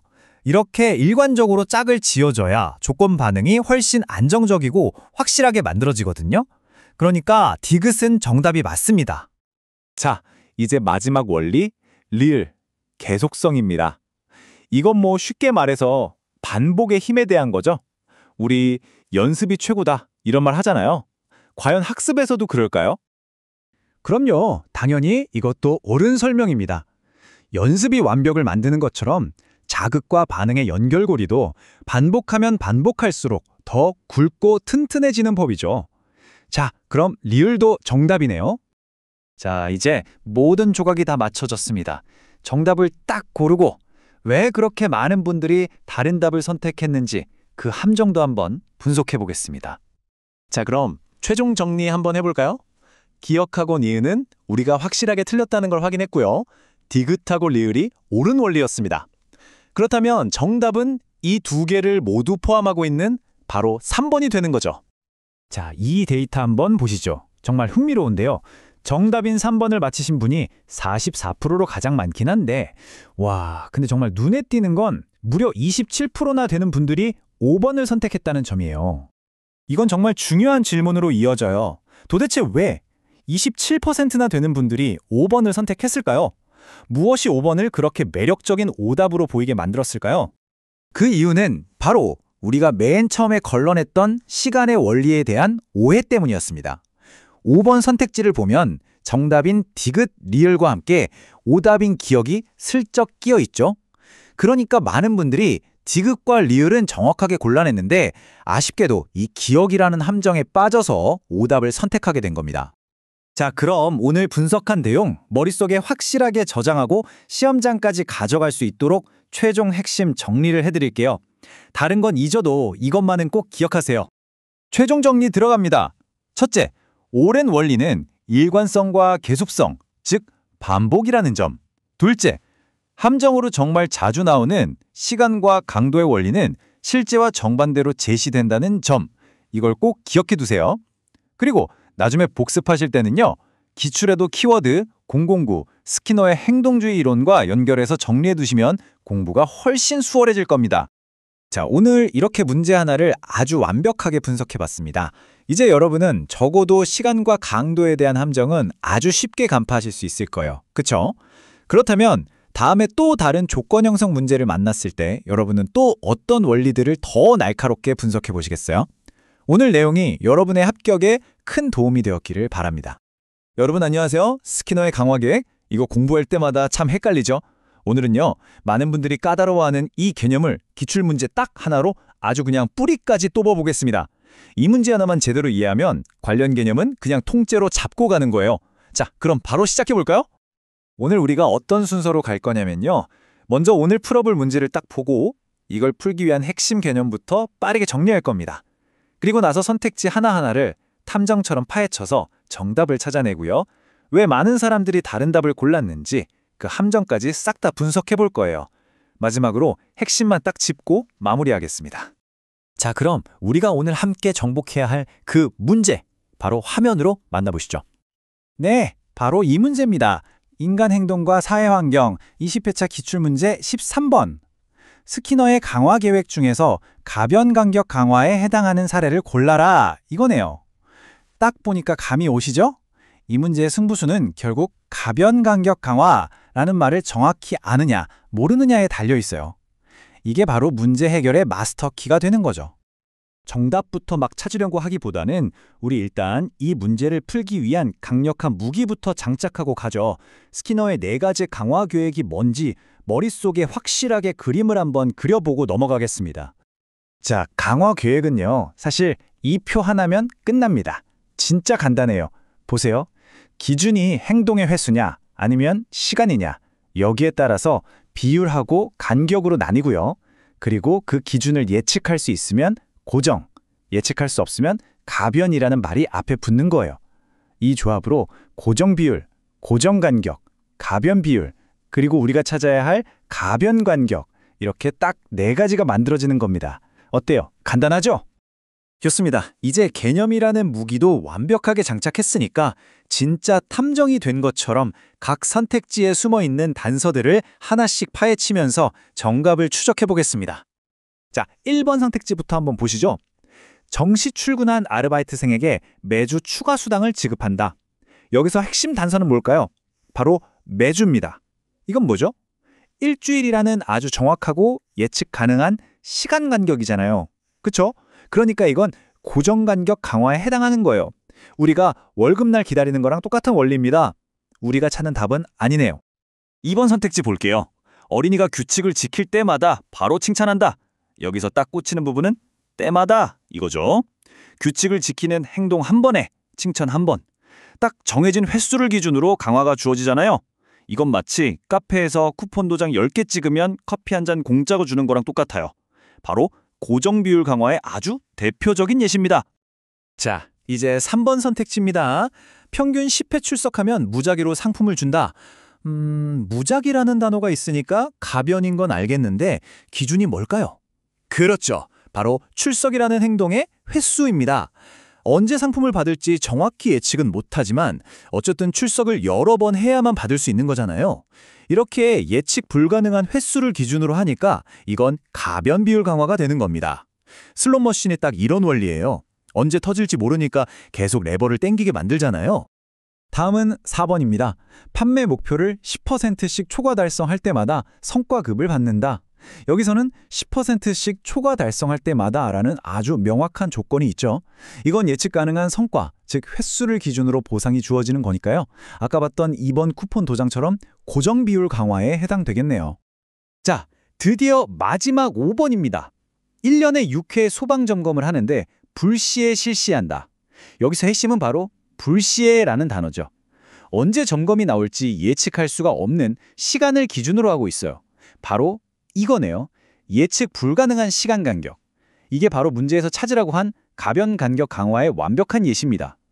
낚시꾼이 언제 물고기가 물지 모르고 계속 낚싯대를 들이우고 기다리는 거, 그거랑 똑같은 원리라고 생각하시면 돼요. 네, 이렇게 모든 선택지를 분석해서 정답을 찾았습니다. 근데 여기서 끝이 아니죠. 자, 이제 한 걸음 더 들어가서 다른 수험생들은 이 문제를 어떻게 풀었는지 데이터를 보면서 우리가 뭘 더 배울 수 있을지 한번 살펴보겠습니다. 다시 한번 확실하게 짚고 넘어가자면 이 문제의 정답은 5번이었습니다. 자, 이 차트 한번 보세요. 이거 정말 흥미롭지 않나요? 정답인 5번을 고른 사람이 48%, 절반이 채 안 돼요. 그런데 진짜 우리가 주목해야 할 부분은 바로 3번 선택지입니다. 무려 30%의 수험생이 3번을 정답으로 골랐다는 거예요. 와, 가장 매력적인 오답이었던 거죠. 여기서 우리는 진짜 중요한 질문을 던져봐야 합니다. 도대체 3번 선택지에 어떤 함정이 있길래 이렇게나 많은 사람들이 끌렸을까요? 이 매력적인 오답의 비밀을 파헤치는 것, 이게 진짜 공부라고 할 수 있습니다. 이 슬라이드 하나가 모든 걸 설명해 줍니다. 3번하고 5번 둘 다 예측이 불가능하다는 공통점이 있기 때문에 헷갈리기가 너무 쉬워요. 하지만 결정적인 차이는 바로 강화의 기준입니다. 3번은 출석 횟수가 기준인 비율 계획, 다시 말해 몇 번 행동해야 보상을 받느냐의 문제고요. 5번은 불시에 찾아오는 시간이 기준인 간격 계획, 즉 언제 보상이 주어지느냐의 문제입니다. 횟수냐 시간이냐 이 차이점만 머릿속에 딱 넣어두면 절대 헷갈릴 일이 없습니다. 자, 이제 오늘 학습한 내용을 우리 머릿속에 확실하게 도장 찍을 시간입니다. 마지막 정리를 통해서 이 지식을 온전히 여러분의 것으로 한번 만들어 보세요. 오늘 우리가 함께 뜯어본 이 문제는요, 기출에도 키워드 009번 스키너의 행동주의 이론에 해당하는 내용입니다. 나중에 복습하실 때 이 키워드를 중심으로 관련 문제들을 쫙 모아서 풀어보시면 개념이 훨씬 더 단단해지는 걸 느끼실 수 있을 거예요. 오늘 저랑 같이 이 문제 하나를 제대로 파헤쳐보면서 스키너의 강화 계획에 대한 막연한 불안감이 좀 자신감으로 바뀌었으면 좋겠습니다. 이제 비슷한 문제가 나오면 여러분은 망설이지 말고 딱 하나만 떠올리시면 돼요. 횟수 문제인가, 시간 문제인가, 이것만 구분하면 정답은 저절로 보일 겁니다. 안녕하세요. 오늘은 아동발달 이론에서 정말 중요한 부분이죠. 피아제 이론 관련 기출문제를 같이 한번 풀어볼 거예요. 이게 그냥 개념만 외워서는 안 되고 시험에서 함정을 어떻게 피하고 정답을 딱 찾아내는지 연습하기에 정말 좋은 문제거든요. 단순히 암기만 하는 게 아니라 이 이론이 실제 문제에선 어떻게 적용되는지 오늘 확실하게 감을 잡는 시간이 될 겁니다.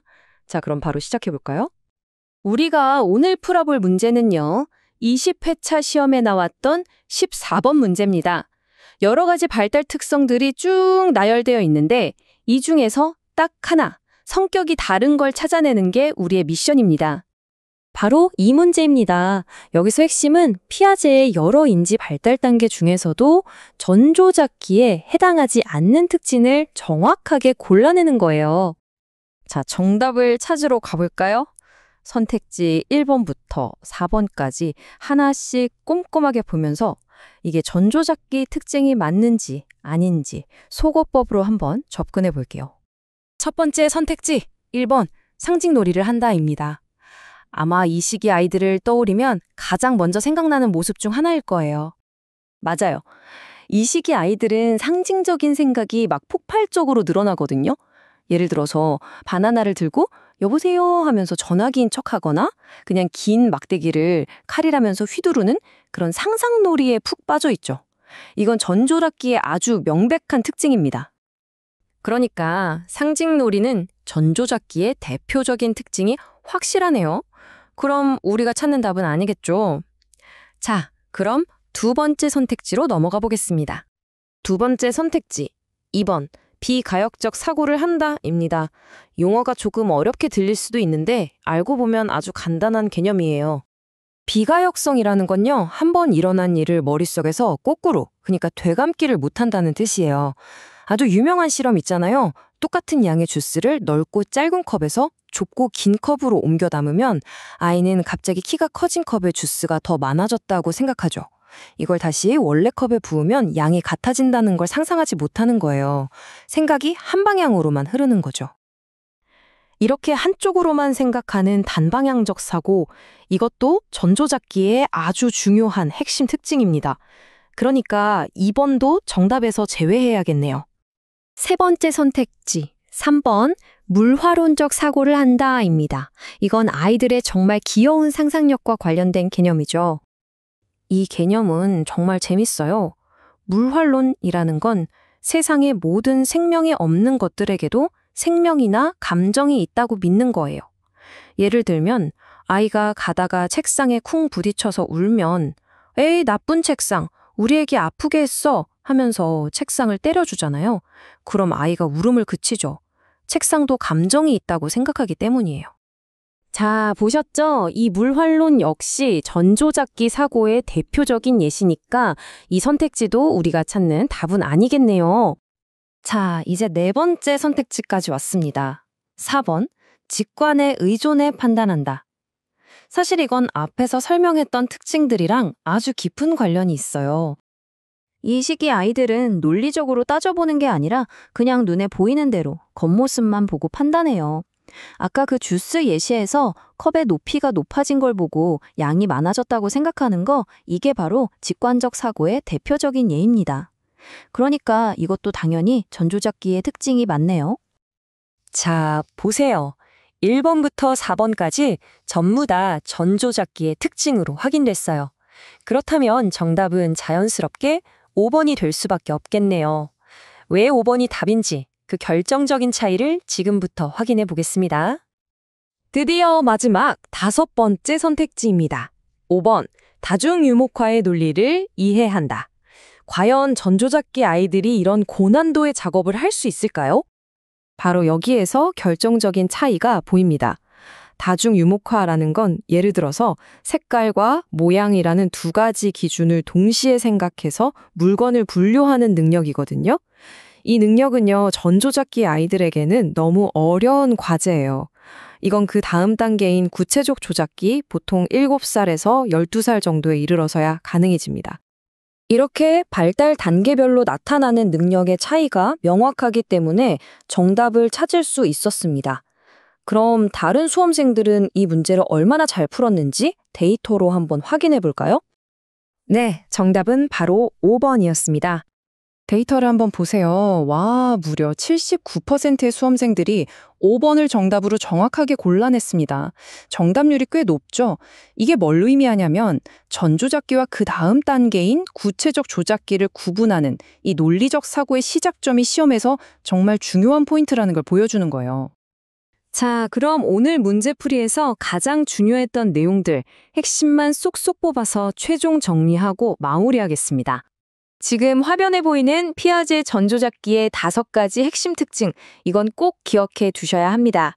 상징놀이, 비가역적 사고, 물활론적 사고, 자기중심성, 그리고 직관적 사고. 이 키워드들이 바로 시험장에서 여러분이 정답을 찾는데 아주 중요한 단서가 될 겁니다. 나중에 이 내용을 다시 찾아보고 싶으실 때를 위해서 이 문제는 기출회도 키워드 008번 피아제의 인지발달 이론으로 정리해 두시면 됩니다. 오늘 배운 내용을 바탕으로 한번 생각해 보세요.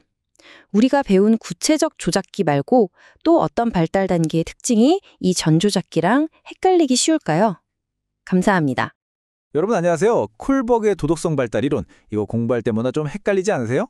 오늘은 정말 많은 수험생들이 함정에 빠졌던 바로 그 기출문제를 한번 가져와 봤습니다. 지금부터 이 문제를 어떻게 완벽하게 정복할 수 있는지 제가 알려드릴게요. 네, 바로 이 문제입니다. 콜버그의 도덕성 발달 이론에 대한 설명으로 옳지 않은 것을 고르는 건데요. 선택지들을 보면 하나같이 다 그럴듯해 보여서 진짜 하나씩 꼼꼼하게 뜯어보지 않으면 안 돼요. 이 문제가 얼마나 까다로운지 이 데이터가 딱 보여주죠. 아니 놀랍게도 말이죠. 수험생의 60%가 오답을 골랐다고 합니다. 도대체 왜 이렇게 많은 분들이 이 함정에 빠졌을까요? 오늘 그 비밀을 파헤쳐보는 게 핵심입니다. 자, 그럼 선택지들을 하나하나 뜯어보기 전에 우리 기본기부터 한번 싹 다지고 갈게요. 콜버그 이론의 핵심 개념을 간단히 복습하고 넘어가야 문제의 함정이 어디에 숨어 있는지 딱 보이거든요. 콜버그 이론은 크게 보면요, 세 가지 수준으로 나뉩니다. 첫 번째는 전인습적 수준, 처벌이나 보상, 그러니까 나한테 이득이 되나? 이걸로 판단하는 단계고요. 두 번째는 인습적 수준, 법이나 사회 질서, 착한 아이가 되려는 마음을 따르는 거죠.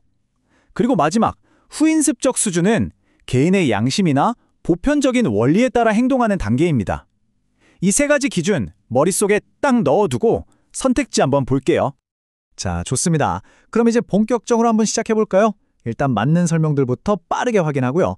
결정적인 함정을 품고 있는 그 녀석을 마지막에 딱 잡아내보겠습니다.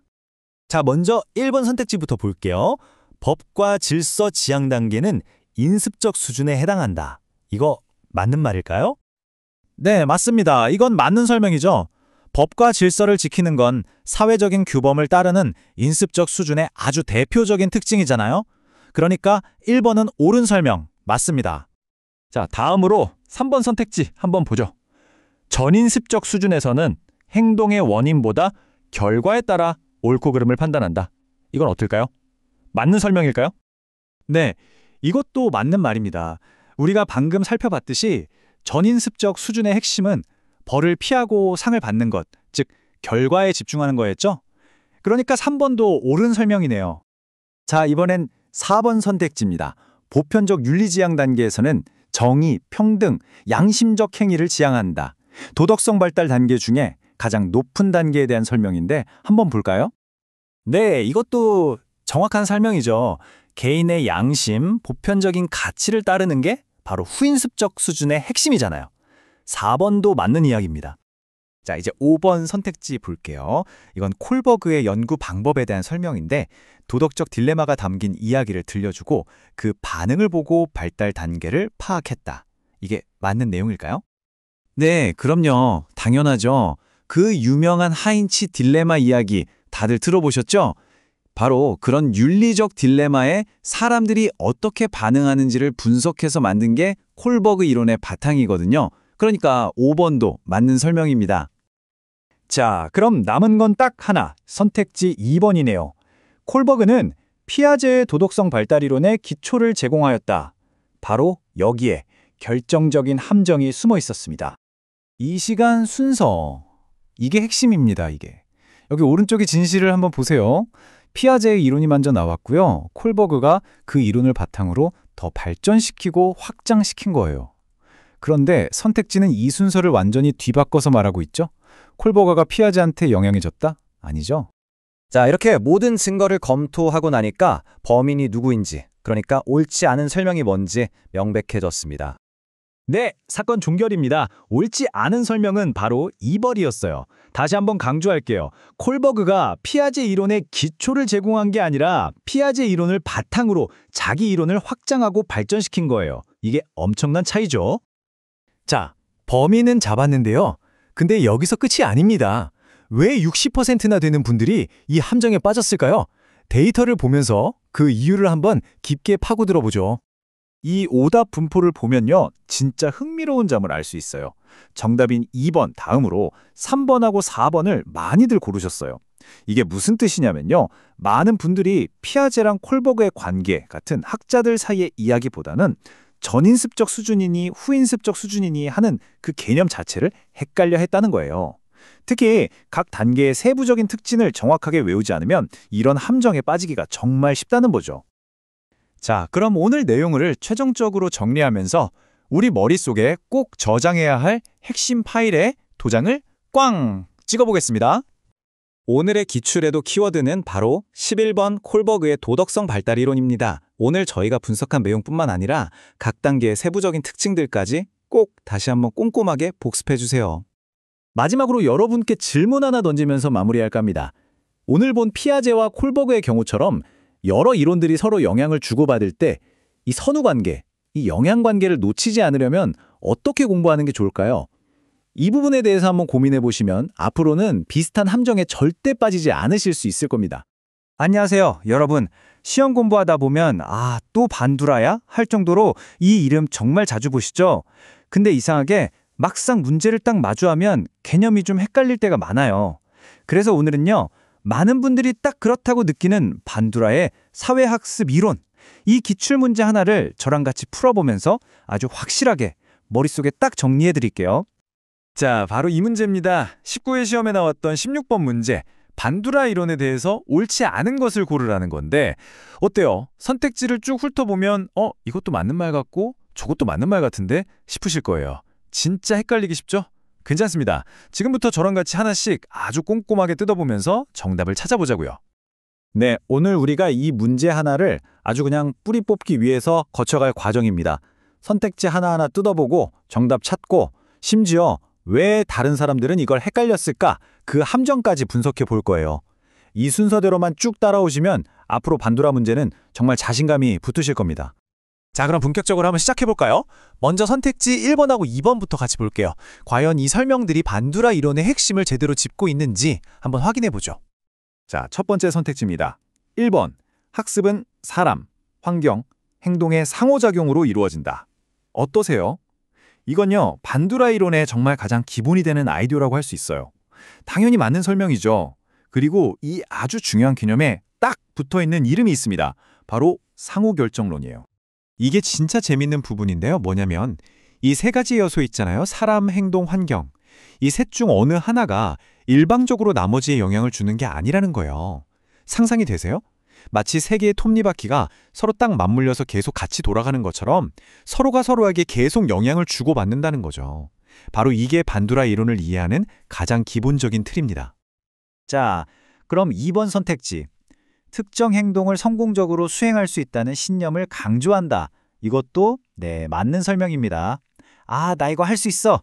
해낼 수 있을 것 같아. 하는 그런 믿음 있잖아요. 다들 이런 느낌 한 번쯤은 경험해 보셨죠? 반두라는 바로 이 중요한 개념을 자기 효능감이라고 불렀습니다.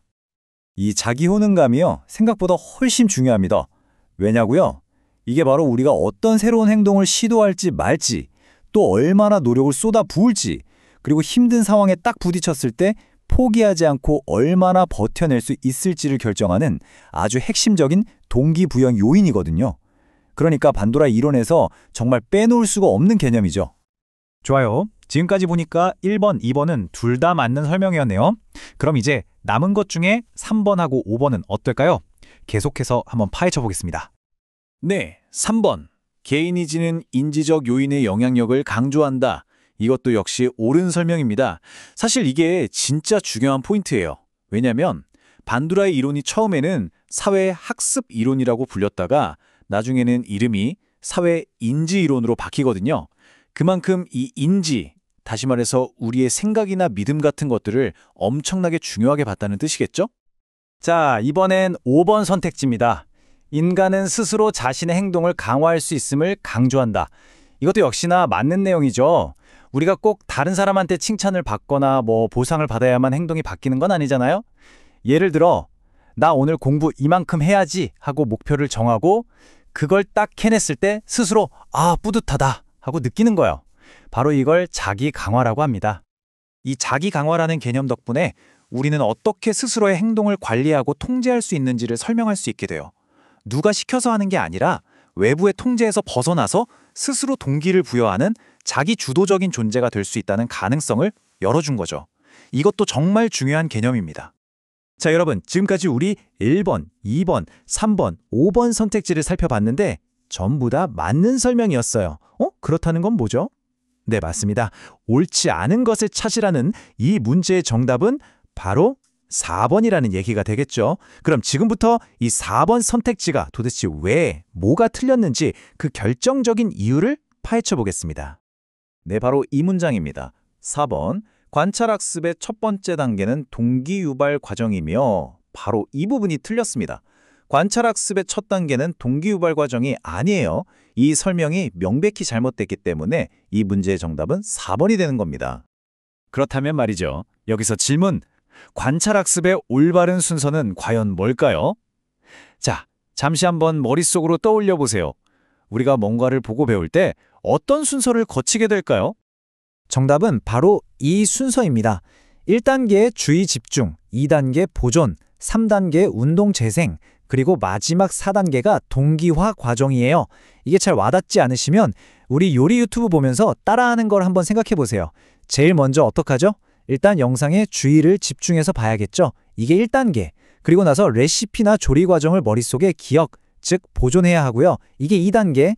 그 다음엔 실제로 내가 칼질도 하고 재료도 넣으면서 그 행동을 재생해 보겠죠. 이게 3단계. 그리고 마지막으로 다 만들어서 먹어갔더니 와, 너무 맛있다. 다음에 또 해 먹어야지 하는 동기가 생기는 거잖아요. 보세요. 동기화는 맨 처음이 아니라 가장 마지막, 네 번째 단계입니다. 자, 이렇게 해서 정답은 찾았습니다. 하지만 여기서 끝내면 좀 아쉽죠? 한 걸음 더 나아가서 다른 수험생들은 과연 어떤 선택지를 많이 골랐는지 그 데이터를 보면서 이 문제에 숨어있는 함정이 뭔지 한번 분석해 보겠습니다.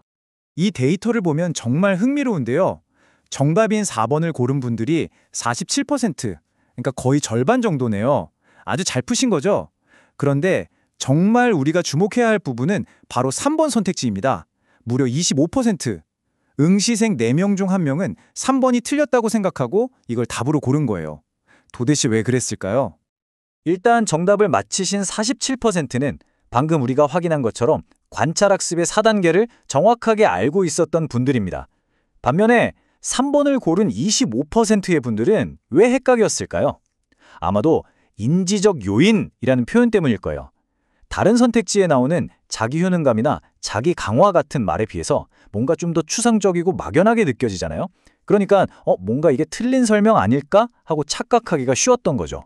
이렇게 맞는 설명인데도 불구하고 표현이 추상적이면 아주 매력적인 오답, 즉 함정이 될 수 있다는 거 이번 기회에 꼭 기억해 주세요.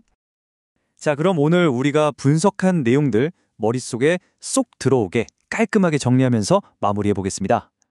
보시는 것처럼 이 표 하나면 오늘 배운 내용이 전부 정리됩니다. 1번 상호결정론, 2번 자기효능감, 3번 인지적 요인, 5번 자기 강화, 전부 다 반두라 이론의 핵심 개념, 즉 맞는 설명이었죠? 그리고 정답이었던 4번은 네, 관찰학습의 순서가 틀렸다는 거, 첫 단계는 동기화가 아니라 주의 집중이라는 것. 이제 확실히 머리에 들어오셨죠? 오늘 저와 함께 공부한 이 내용을 나중에도 확실하게 기억하시려면 이 키워드를 꼭 저장해 두세요. 바로 기출에도 키워드 010번 반두라의 사회학습 이론입니다. 나중에 복습하실 때 이 키워드 하나만으로도 오늘 내용이 생생하게 떠오를 거예요. 어떠셨나요? 오늘 저와 함께 이렇게 문제 하나를 깊이 있게 파고들어 봤는데요. 이제 여러분은 반두라 이론에 대한 어떤 문제가 나와도 자신 있게 정답을 찾아낼 수 있을 겁니다. 그쵸? 다음 분석에서 또 뵙겠습니다. 스키너 이론. 이름만 들어도 좀 복잡하게 느껴지시죠? 괜찮습니다. 오늘 딱 기출문제 하나로요. 이 어려운 이론의 핵심을 아주 시원하게 꿰뚫어 드릴게요. 네, 바로 이 문제 하나만 제대로 딱 잡으면요. 스키너의 행동주의 이론 그 핵심 원리가 머릿속에 착착 정리될 거예요. 자, 그럼 준비되셨죠? 바로 한번 들어가 보겠습니다. 오늘 우리가 함께 풀어볼 문제는 바로 이겁니다. 19회 기출문제에 나왔던 스키너 이론 문제죠. 자, 문제 보시죠. 스키너 이론에 관한 설명으로 옳은 것은 이라고 묻고 있네요. 선택지는 1번부터 5번까지. 잠깐 화면 멈추고 한번 풀어보셔도 좋아요. 정답이 뭘까요? 이제 저랑 같이 하나하나 뜯어보겠습니다.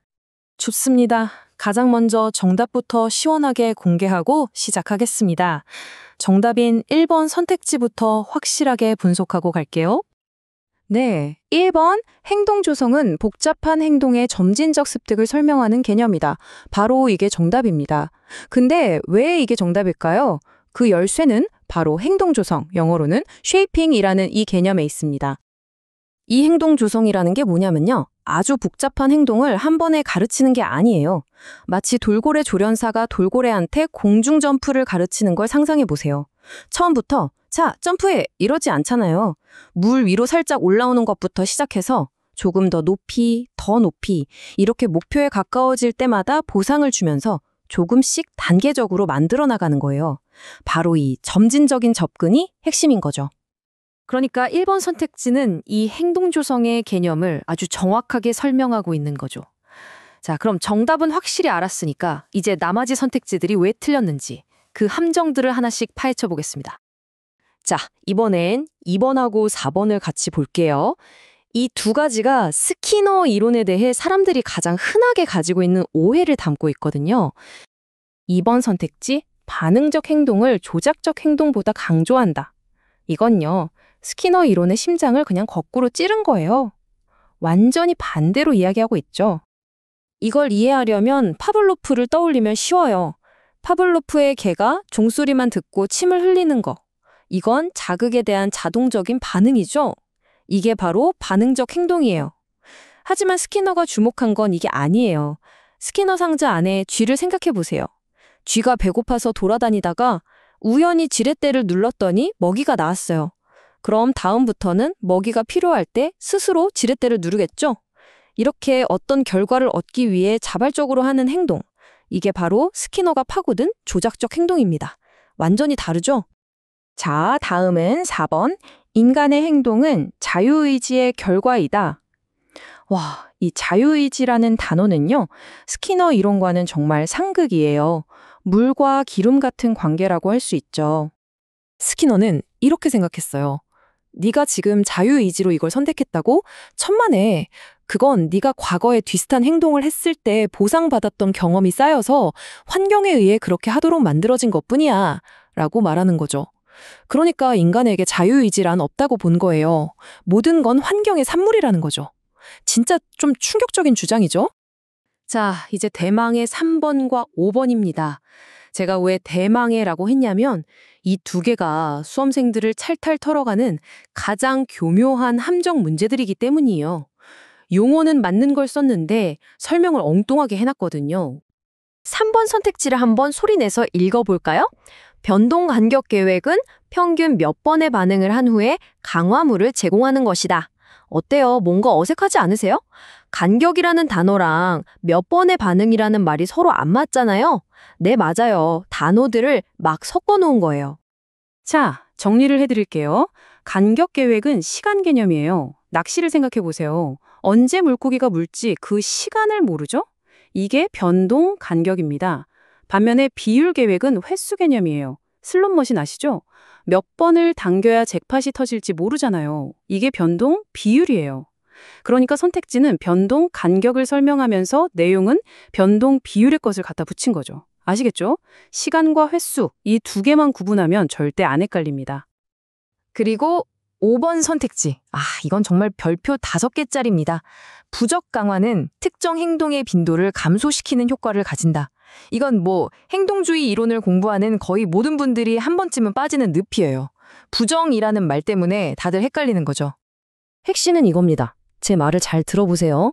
강화는 그게 긍정적이든 부정적이든 무조건 행동을 증가시키는 거예요. 자, 안전벨트 안 매면 삐 소리 나죠? 그 시끄러운 소리를 없애려고 벨트를 매잖아요? 이게 부적 강화예요. 결과적으로 벨트 매는 행동이 늘어났죠? 반대로 행동을 감소시키는 건 처벌이라고 따로 불러요. 과속해서 딱지 떼이는 거요. 그러니까 이 선택지는 부적 강화랑 처벌을 완전히 뒤섞어 놓은 아주 전형적인 오답인 거죠. 자, 이렇게 해서 모든 선택지 분석이 끝났습니다. 정답이 1번인 건 이제 확실히 아시겠죠? 그럼 여기서 한 걸음 더 나아가서 실제 시험에서 다른 분들은 어떤 선택지를 많이 골랐는지 그 데이터를 한번 보겠습니다. 이게 또 꽤 흥미롭거든요. 와, 이거 보세요. 정답인 1번을 고른 사람이 48%, 절반이 채 안 돼요. 그럼 나머지 절반 이상의 수험생들은 어디로 갔을까요? 네, 우리가 방금 하나하나 파헤쳤던 바로 그 함정 선택지들로 그대로 빨려 들어간 겁니다. 특히 주목할 점은 우리가 아까 이거 진짜 헷갈려요 했던 3번과 5번 있죠? 이 두 오답을 합치니까 무려 34%. 거의 3명 중에 1명은 이 두 함정 중 하나에 걸려들었다는 이야기예요. 이 데이터가 뭘 말해주는 걸까요? 아주 명확합니다. 여러분이 스키너 이론에서 딱 2가지만, 그러니까 강화 계획, 시간 vs 횟수, 이거랑 부적 강화와 처벌의 차이, 이 2개만 완벽하게 마스터하면 그냥 나머지 52%를 가뿐하게 제치고 상위권으로 갈 수 있다는 확실한 증거죠. 자, 그럼 오늘 길게 설명한 내용을 딱 하나의 키워드로 정리해 보겠습니다. 복습할 때 이것만 기억하시면 되니까요. 기출회독 키워드 번호는 009번입니다. 0-0-9 이 번호를 꼭 기억해 두세요. 네, 키워드는 바로 스키너의 행동주의 이론입니다. 오늘 우리가 이야기했던 행동 조성, 조작적 행동, 강화 계획, 부적 강화, 이 모든 개념이 바로 이 스키너의 행동주의 이론이라는 큰 우산 아래에 있는 것들이죠. 자, 오늘 문제풀이는 여기까지입니다. 어떠셨나요? 이제 스키너 이론이 조금은 만만해지셨나요? 진짜 중요한 건요, 오늘 배운 이 개념들이 그냥 시험 문제에만 나오는 게 아니라는 거예요.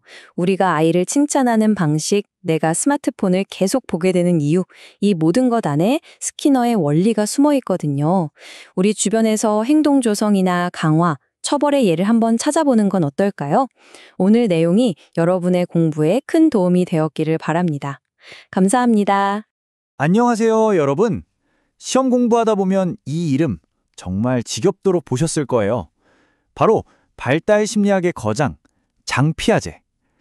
오늘은요, 바로 이 피아제와 관련된 아주 클래식하면서도 은근히 헷갈리는 기출문제 하나를 제대로 한번 뜯어보려고 합니다. 자, 오늘 우리가 뭘 할 거냐면요. 먼저 어떤 문제인지 딱 보고 이 문제를 푸는데 꼭 필요한 개념들 4가지 기둥을 세울 거예요. 그 다음엔 선택지를 하나하나 뜯어보면서 정답을 찾아내고요. 여기서 끝이 아니죠. 도대체 왜 이렇게 많은 사람들이 이 문제에서 함정에 빠지는지 그 이유까지 싹 다 파헤쳐볼 겁니다. 마지막으로 핵심 복습 키워드까지 딱 챙겨드릴게요. 자, 그럼 첫 번째 순서. 오늘 우리가 풀어야 할 문제가 과연 뭔지 바로 한번 보시죠. 네, 바로 이 문제입니다. 19회 기출 18번 문제예요. 문제를 보면 제2피아제가 제시한 인지 발달의 촉진 요인이 아닌 것은 이라고 묻고 있죠. 그러니까 피아제가 말한 여러 요인들을 쫙 깔아놓고 이 중에 작퉁이 하나 있는데 한번 찾아봐 하는 거죠.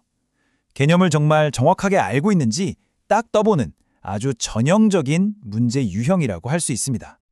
자, 그럼 이 문제를 풀기 전에 우리한테 무기가 좀 필요하겠죠? 피아제 이론을 이해하는 데 있어서 가장 기본이 되는 4개의 기둥, 이 4가지 핵심 요인이 뭔지부터 확실하게 딱 잡고 가겠습니다. 이것만 알면 문제 반은 푼 거예요. 피아제는요, 우리의 인지 능력이 그냥 쑥 크는 게 아니라 바로 이 4가지 요인들이 마치 톱니바퀴처럼 서로 맞물려서 돌아가면서 발달한다고 봤어요. 정말 멋진 생각이죠? 그럼 그 4가지 톱니바퀴가 뭔지 하나씩 한번 살펴볼까요? 자, 첫 번째는 성숙입니다. 이건 뭐랄까, 우리 몸에 이미 프로그래밍된 생물학적 스케줄 같은 거예요. 우리가 특별히 노력하지 않아도 시간이 지나면 키가 크고 몸이 발달하는 것처럼 뇌랑 신경계도 정해진 순서에 따라 자연스럽게 성장하면서 인지 능력을 발휘할 수 있는 기본적인 틀을 만들어주는 거죠. 두 번째는 물리적 경험이에요. 이게 진짜 피아제 이론의 핵심 중 하나인데 피아제는 아이들이 그냥 스펀지처럼 지식을 빨아들이는 존재가 아니라고 봤어요. 직접 손으로 세상을 만지고 조작하고 탐색하면서 말 그대로 몸으로 배우는 거죠. 물건을 던져보니까 아, 떨어지는구나.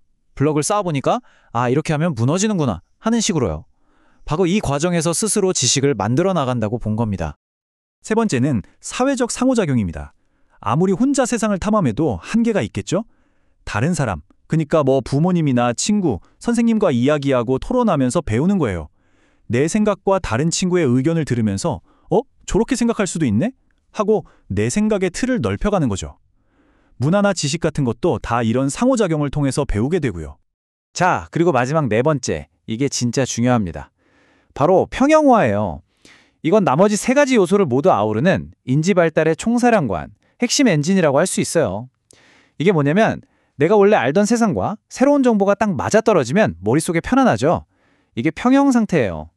그런데 내가 알던 거랑 다른 걸 겸용하게 되면 머릿속이 막 혼란스러워져요. 이게 바로 불평형 상태입니다. 그럼 우리 뇌는 이 불편한 상태를 해결하려고 막 애를 쓰겠죠. 기존 생각을 바꾸거나 새로운 생각을 만들어서 다시 안정된 평형 상태로 돌아가려고 하는데 바로 이 과정에서 우리의 인지 구조가 발달하고 진짜 학습이 일어난다는 겁니다. 정말 기가 막힌 개념이죠. 자, 좋습니다. 이제 우리 손에 성숙, 물리적 경험, 사회적 상호작용, 평형화라는 네 가지 강력한 무기가 쥐어졌습니다. 그럼 이 무기를 들고 선택지를 하나씩 한번 제대로 분석해 보러 가볼까요? 먼저 선택지 1번, 성숙입니다. 이건 어때요? 네, 방금 우리가 봤던 네 가지 요인 중 하나 맞죠? 생물학적인 기초가 없으면 아무것도 안 되니까요. 이건 확실히 피아제가 말한 요인이 맞습니다. 패스! 다음 선택지 2번, 애착 형성.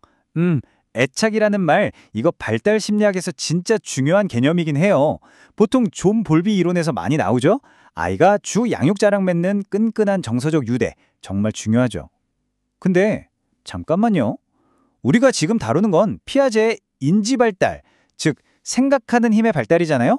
애착은 주로 정서 발달과 관련이 깊죠. 피아제가 말한 네 가지 핵심 동력에는 포함되지 않네요. 이거 뭔가 냄새가 나는데요? 강력한 정답 후보입니다. 자, 3번 평형화. 이건 뭐 두말하면 잔소리죠.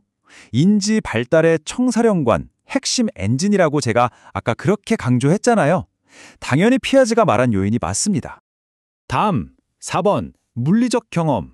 아이들이 직접 세상을 탐색하고 부딪히면서 배우는 거. 이것도 피아제 이론의 아주 중요한 기둥 중 하나였죠. 이것도 맞네요. 자, 마지막 5번, 사회적 상호작용입니다. 다른 사람들과의 대화나 토론을 통해서 배우는 과정. 이것도 우리가 살펴본 네 번째 기둥이었죠? 그럼 이것도 맞는 요인이네요. 자, 이렇게 1번부터 5번까지 쫙 훑어보니까 정답이 너무나 명확하게 보이죠? 정답은 바로 네, 정답은 바로 2번 애착 형성이었습니다. 다시 한번 강조하지만 애착이 중요하지 않다는 게 아니에요. 정서 발달에는 정말 핵심적이지만 피아제가 말한 인지 발달의 4대 요인에는 포함되지 않는다는 거, 이 구분을 명확히 하는 게 이 문제의 포인트였습니다. 자, 그런데요. 여기서 그냥 답은 2번이구나 하고 넘어가면 진짜 중요한 걸 놓치는 겁니다. 이 문제가 왜 까다로운지, 수험생들이 도대체 어떤 선택지를 가장 많이 골랐는지 그 데이터를 보면 정말 깜짝 놀라실 거예요. 이 문제의 진짜 함정, 지금부터 파헤쳐 보겠습니다. 자, 이 그래프 좀 보세요. 이거 진짜 충격적이지 않나요? 정답은 2번 애착 형성이고 18%의 수험생들이 맞췄어요. 그런데 가장 많이 선택된 오답을 보세요. 무려 45%, 절반에 가까운 분들이 3번 평형화를 골랐습니다. 정답을 고른 사람보다 2배가 훨씬 넘는 사람들이 피아제 이론의 핵심인 평형화가 답이 아니라고 생각한 거예요. 와, 이게 뭘 의미할까요? 이게 바로 시험의 아주 고전적인 함정이에요. 평형화라는 단어가 뭔가 좀 어렵고 낯설게 느껴지잖아요? 그러니까 내용을 정확히 몰라도 이것 좀 어려워 보이는데 이게 답일 것 같아 하고 찍게 되는 심리가 작용하는 거죠. 이론의 가장 중요한 엔진인데도 불구하고 단지 그 이름이 낯설다는 이유만으로 오답으로 선택된 겁니다. 그래서 제가 아까 강조했던 것처럼 네 가지 요인을 그냥 어려움푸시 아는 게 아니라 그 이름까지 정확하게 외워두는 게 정말 중요하다는 걸 이 데이터가 보여주는 거죠. 자, 그럼 오늘 공부한 내용 시험장에서 절대 잊어버리지 않도록 머릿속에 딱 각인시켜드릴 핵심 복습 키워드를 정리해드리겠습니다. 오늘의 기출회독 키워드는 바로 008번 피아제의 인지발달 이론입니다. 앞으로 복습하실 때 이 키워드를 딱 보시면 오늘 우리가 함께 뜯어본 네 가지 요인 뭐였죠? 그렇죠. 성숙, 물리적 경험, 사회적 상호작용, 그리고 제일 헷갈렸던 평형화. 이 네 가지를 한 세트로 묶어서 반드시 떠올리셔야 합니다. 아셨죠? 오늘 저와 함께 이 피아제 문제를 아주 속 시원하게 분석해 봤는데요. 어떠셨나요? 꾸준한 복습이 가장 중요하다는 거 잊지 마시고요. 자, 그럼 다음에는 어떤 이론을 한번 파헤쳐 볼까요? 피아제 하면 또 항상 같이 나오는 이름이 있죠. 비고치키. 다음엔 비고치키 이론을 한번 분석해 볼까요? 여러분이 궁금해하는 다른 이론이 있다면 언제든지 알려주세요.